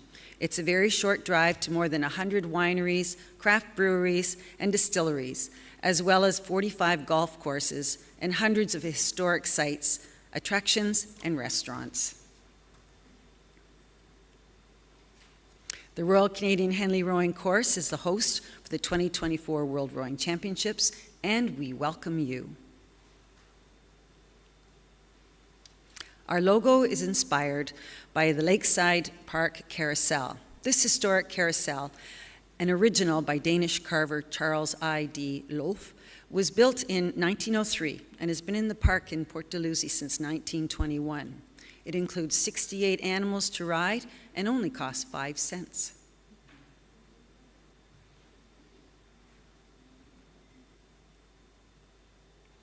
Here's an aerial view of the course.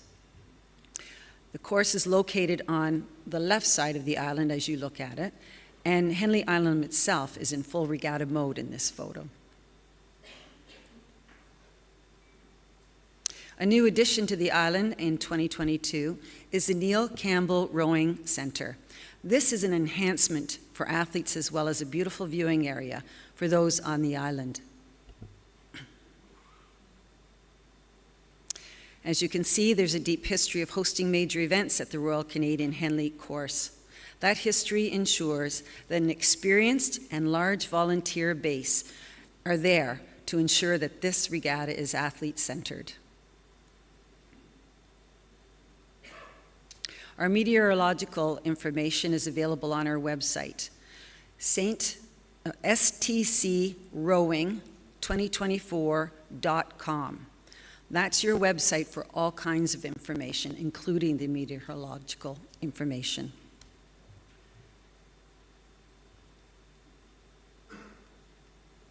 What's going on? There we go. Oops.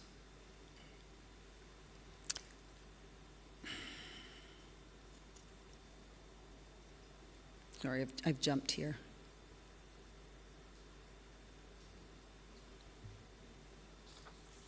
The Athletes' Village is at Brock University. Brock University is approximately a 15-minute drive from the rowing venue, so it's very close. And as you can see, there are many amenities for the athletes.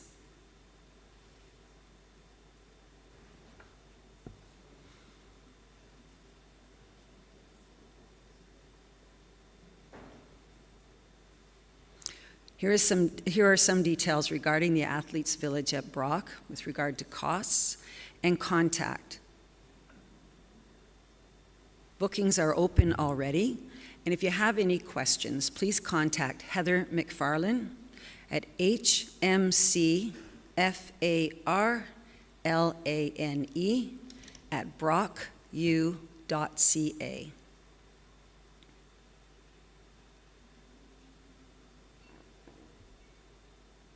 There will be shuttle service as well, back and forth to Brock University. There are 3 international airports available to you. Toronto Pearson and Hamilton Airport are both very close to St. Catharines, and also the Buffalo Airport in New York State, USA is available. It will require a border crossing to come into Canada, but it is very close as well. We have major highways connecting you from the airport of your choice to the Niagara region. So getting there once you've landed won't be difficult.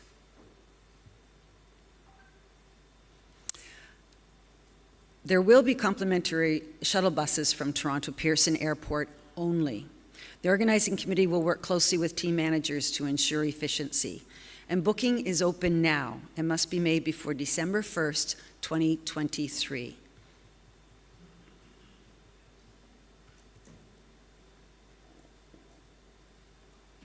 For all others who attend, accommodation is available by Heart of Niagara Hotels, and the booking for those accommodations is open now as well. Contact for those accommodations is rebecca.hunter@honhotels.com.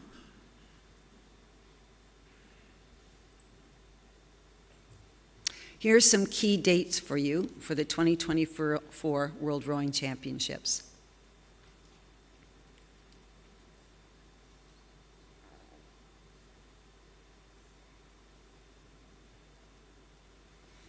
Next, we'll talk about ticketing, and they will be available for both the Craig Swayze Grandstand or the Rennie Park across the waterway.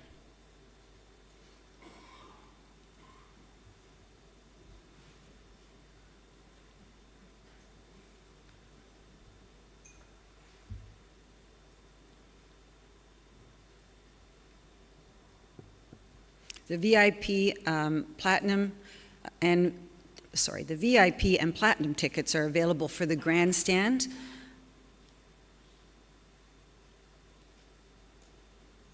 And there's a visual of where the Grandstand is.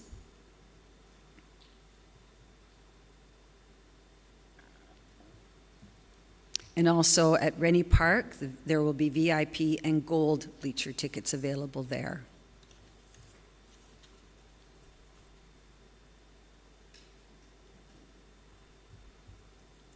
And there's a map showing. On your left, you can see the Grandstand, and on the other side of that waterway, you can see where Rennie Park is.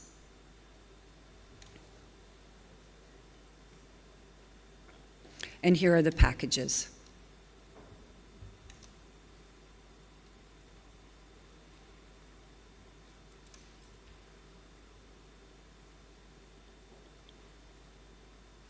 And there'll also be day passes available once the regatta begins.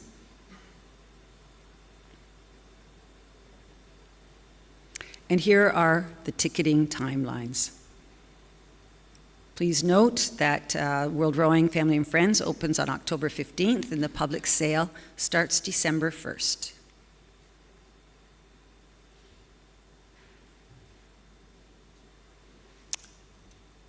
And here is some information for our member federations. Each will receive 2 tickets for the Craig Swayze Grandstand.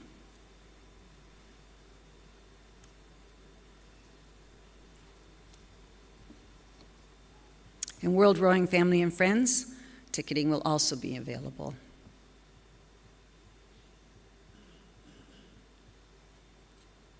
Once again, here's our website, stcrowing2024.com, for all your information.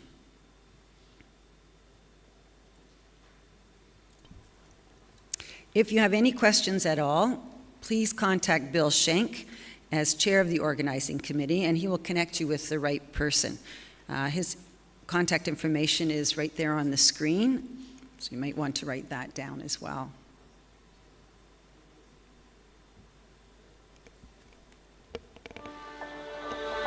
Thank you. Merci. I realize that I've just shared quite a bit of information with you, but please reach out today if you have any questions, as I will be here after the Congress, or check out our website, once again, stcrowing2024.com, or contact Bill Schenk, our chair, at wmjschenk@gmail.com, or reach out to me, Carol Purser, at president@rowingcanada.org. We are here for you, and we look forward to welcoming you next summer. Thank you for your time today. Thank you very much, Carol. Thank you very much for your comprehensive presentation, but obviously these slides will be available for our member federation and delegates. Thank you very much. So next we will have the 2025 World Rowing Championships from Shanghai, China.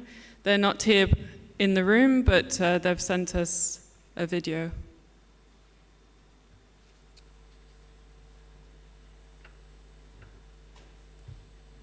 Distinguished President, ladies and gentlemen, the 2025 World Rowing Championships will be held in Shanghai, China, between September 21st and 28th in 2025.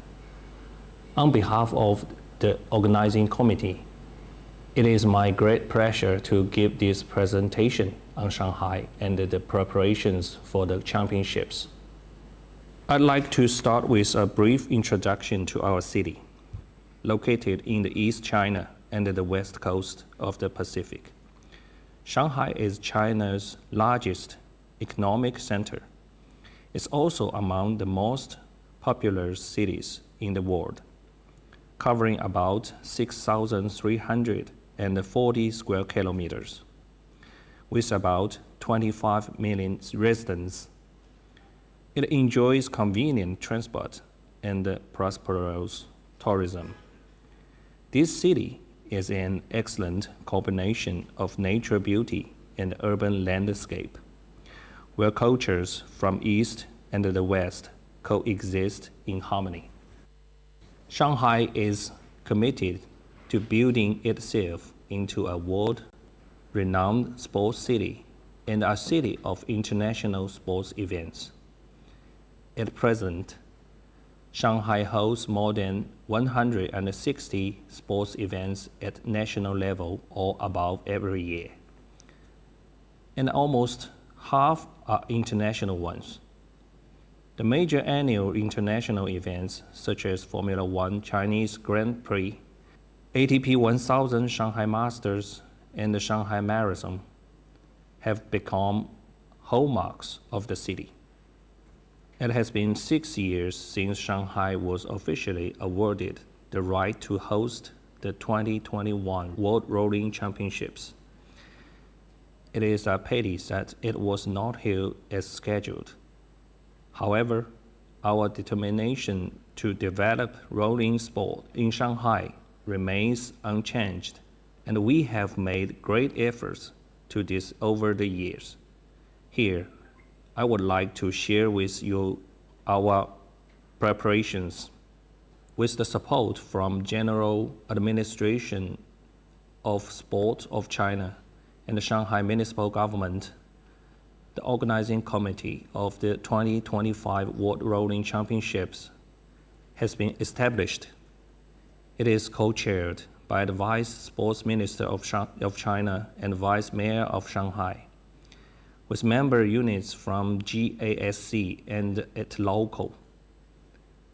These members' units cover all functions that we need to host the event, and the efficient and smooth communication has been established, which is vital for the preparation works. Now goes to the venue. Shanghai World Sports Center was built in August 1983. It has two man-made courses, 2,250 meters long and 3 to 4 meters deep, connected to Dianshan Lake, the largest freshwater body in Shanghai. The center is a well-equipped artificial water sports venue of international standard. We spent nearly 1 year to deliver a comprehensive venue upgrade, and then organized 2 test events for a joint adjustment of the facilities and equipment of the entire venue. During the test events, the renovated venue was formally recognized by the participating teams and the relevant professionals. On this map, we can see the layout of main competition facilities and the function rooms. World rowing officials inspected the venue and gave us some valuable suggestions during their visit to Shanghai this May. We have been making improvement and adjustment accordingly. We believe we can present a nice venue with proper layout, convenient facilities, and a comfortable environment in 2025. And you are also welcomed to have pre-event training in Shanghai. This is the weather data during the same period of our championships in the past 5 years, including wind direction, wind speed, temperature, and humidity. Shanghai has developed international and domestic transportation by air and land. There are 2 international airports and 3 big railway stations. The city has 20 metro lines in a total mileage of 831 kilometers. The venue is close to the terminal of Line 17. We will offer transport between the airport, venue, and hotel to teams who booked accommodation through LOC. In terms of boat shipping, teams can choose your logistics provider or pay for the service of Shanghai ITPC International Transportation Company Limited.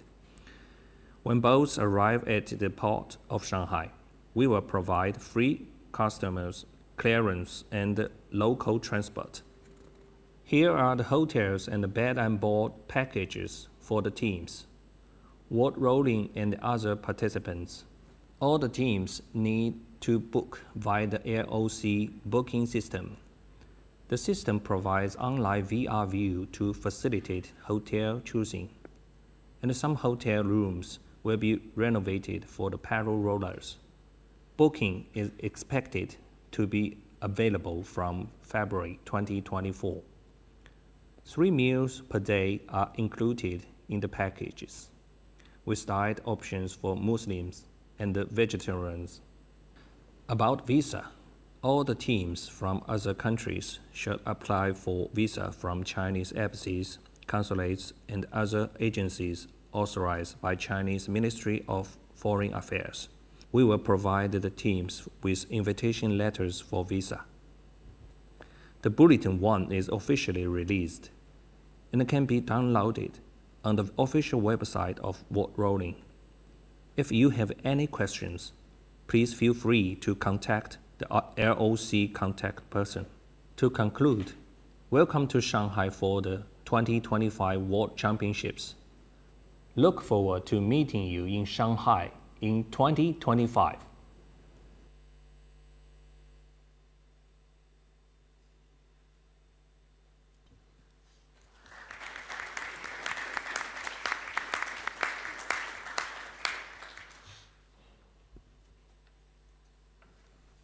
Okay, so next we're going to move on to the strategic events attribution process. So going to give you a very brief summary of where we are with the bids.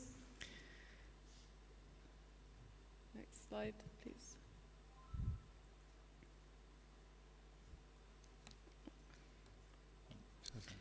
So here's an overview of our current status with the bids, so where the attribution of the events are to date.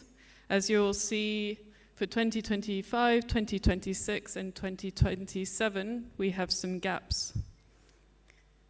So for the next steps,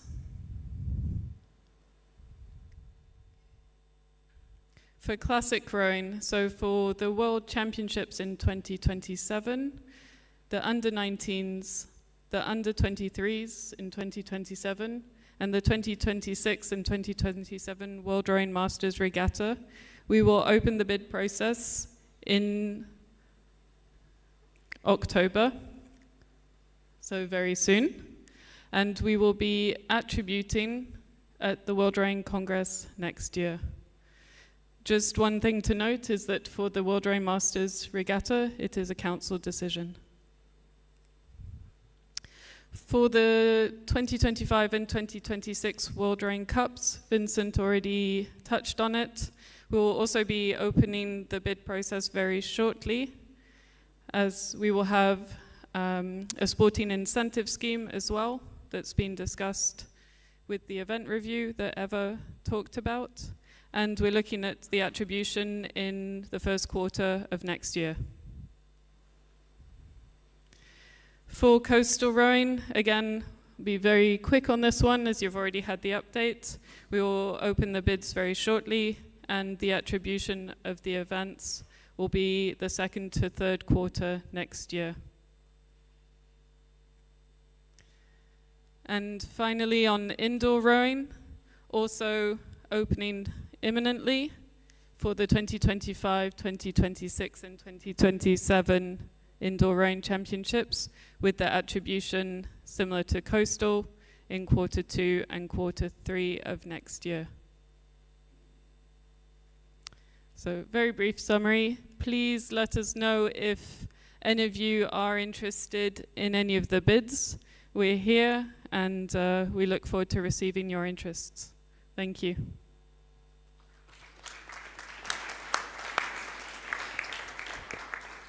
Thank you very much, Natalie.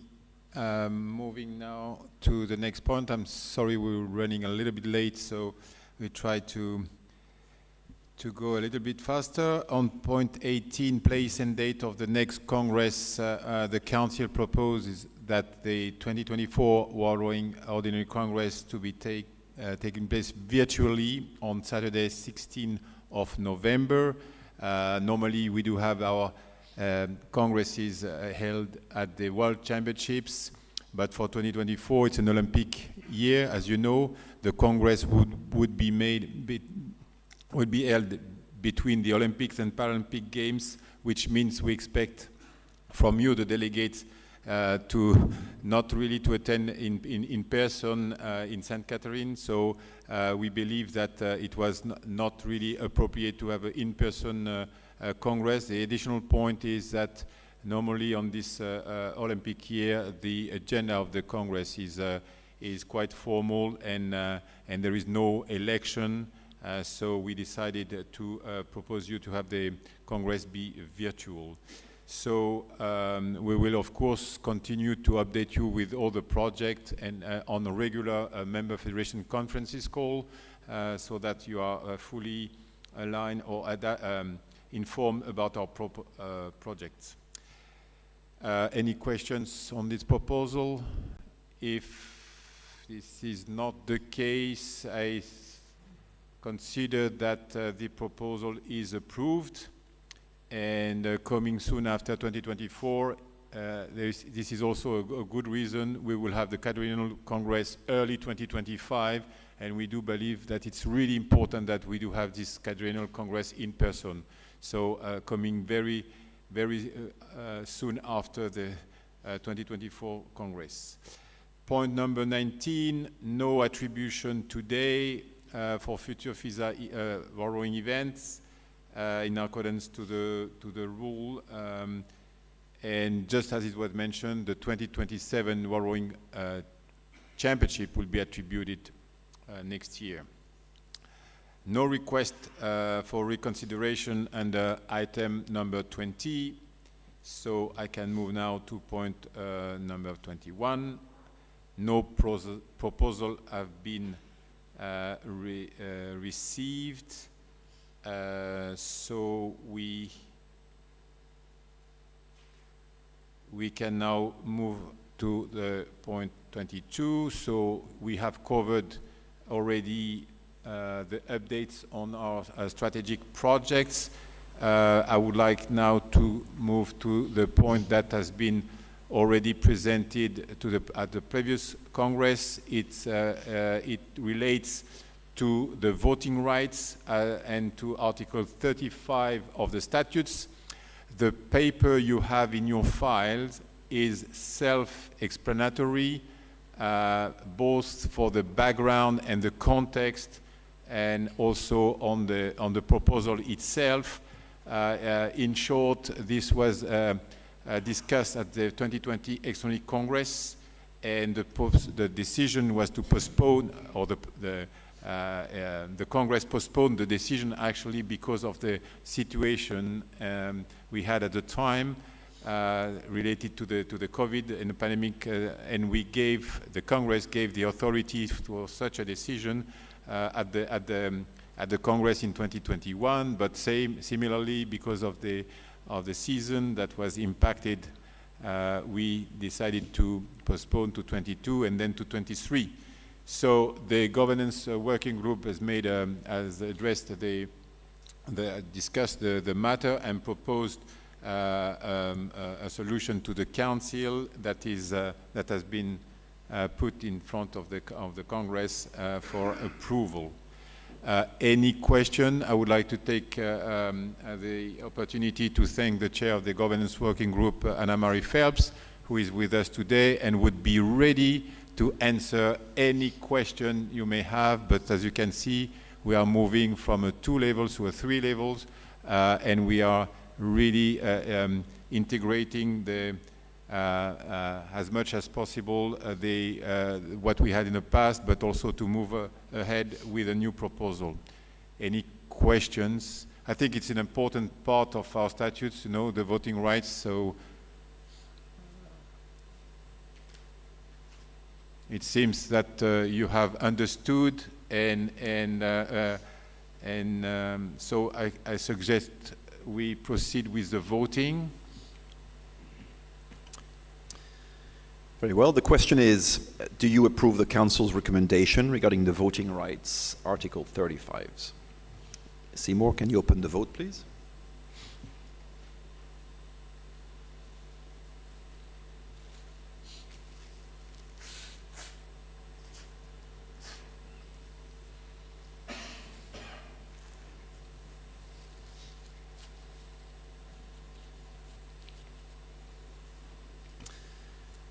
A few more seconds. 5, 4, 3, 2, 1. Can you close the vote, please, Seymour? Thank you. Thank you very much. So the proposal is approved. It will concern the voting rights from 25 to 28. I remember you that as for the Article 35, we will be able at the Quadrennial Congress to also to change for the future, to change the article. Okay.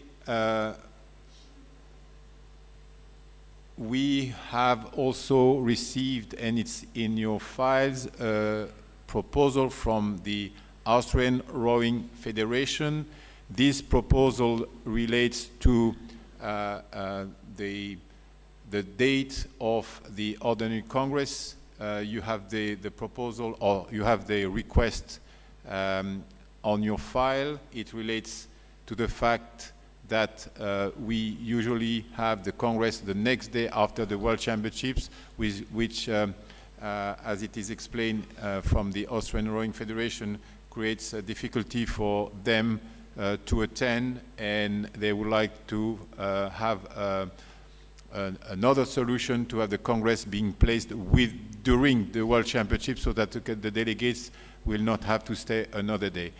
In 2 words, just to mention that, and I'm speaking under the control of the honorary president here, but in the past we used to have the ordinary Congress at the beginning of the World Championship, the day before it starts, but actually many of the delegates were not able to stay a full week and to stay for the finals. So it was decided to move from the day before the World Championship to the day after, so that delegates, mainly presidents, secretary general, who were coming to attend the finals of the World Championships could stay just 1 day and make this. But I do appreciate and listen to any suggestion to have a better solution. We haven't found a better solution than this one. To have the Congress during the World Championship would mean for us to have it at night. It's not possible for, I would say, for different reasons, logistical, but also the executive committee should be really on duty during the racing. So that is not appropriate to have a Congress held during racing. So the only solution would be at night, which is also quite difficult. So if there are alternative and proposal, we are happy to discuss, but this is where we are at, and I appreciate the request from the Austrian Federation. We will continue to discuss, and should you have any other proposal to improve the way we present or we have our Congress, obviously we can continue to discuss. This closes the point 22. We are now to the last point on the agenda item 23, A or B. We have only one point to mention here. It relates to the nomination for the 2023 World Rowing Awards. These nominations are now open, and so that, as you know, we want to celebrate the best in international rowing. So we will have, as usual, the men's crew of the year, the women's crew of the year, the para crew of the year, and the coach of the year. Nominations are also open for the Thomas Keller Medal and for the 2023 Distinguished Service to International Rowing Award as well. So you can find the link for this nomination on the website, and the deadline for this nomination is the 15th of October. The finalists will be announced in November, and then the winners will be revealed at the 2023 World Rowing Awards in early December, and for this year this will be a virtual ceremony. This is what I wanted to convey. We don't have any additional point on the agenda. It's 1:07. I'm looking at you, the delegates, if you would like to mention or to make a comment or ask a question. This is your last chance. Yeah.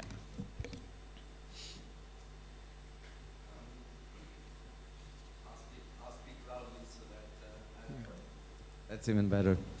Thank you very much, Andre Perez from Bermuda. I just have a quick question, Mr. President, on the one of the proposals that have been mentioned a few years back was on the ability for athletes to display corporate sponsorship or on either their uni or uniform or the boats. And I know that last year the Swedish Federation came up with a proposal, and I believe the answer was let's wait till the next quadrennial meeting to discuss this properly. Has there been a working commission put in place to discuss this more deeply, or has there been maybe a grouping of federations to discuss this topic and have a formal proposal for the next quadrennial meeting? Thank you. Thank you for the question. As you know, and I mentioned it earlier on, we are anticipating preparing the quadrennial Congress. Advertising is part of our rules of racing, and obviously this is part of the discussion the rule working groups can work on. To do so, obviously, you are welcome to make any proposal so that we can discuss and the Council can discuss this matter and propose to the rules working group to work on a new wording. So yes, my answer is yes. This is on the agenda first of the Council. Please do give inputs, feedback. This is also a topic that is discussed within the Athletes Commission and with the other commission that are concerned with the subject. But 2025 will be the opportunity, should we want, to amend all the advertising rules. Any other question? So it's not the case. Dear delegates, we have now reached the end of our Congress. I would like to thank you very much for your cooperation, for your contribution. This is very much appreciated. For those who are here, you will be provided with a lunch, and then I wish you a safe journey back home. I hope that you have enjoyed these days in Belgrade. I would like to also to thank very much all the delegates who were connected. I would like to thank the team and all the people who have been involved in the preparation of the Congress. From our side, Ludovica, Bic, and all the communication team. Thank you very much for your support. Thank you also for the support of the organizing committee to organize this Congress. Finally, thank you to Lumi as well, and for being with us today and to have this all the voting going smoothly and in a good manner. I'm now giving the floor to our Vice President. Thank you, President, and I just wanted to say thank you on behalf of the room, on behalf of the Council, for the work that you do for World Rowing. This has been a challenging time for sport. It's been a challenging time for rowing, and I think we can all agree that Jean-Christophe does an extraordinary job for us in the world of sport, and I'd just like to say thank you.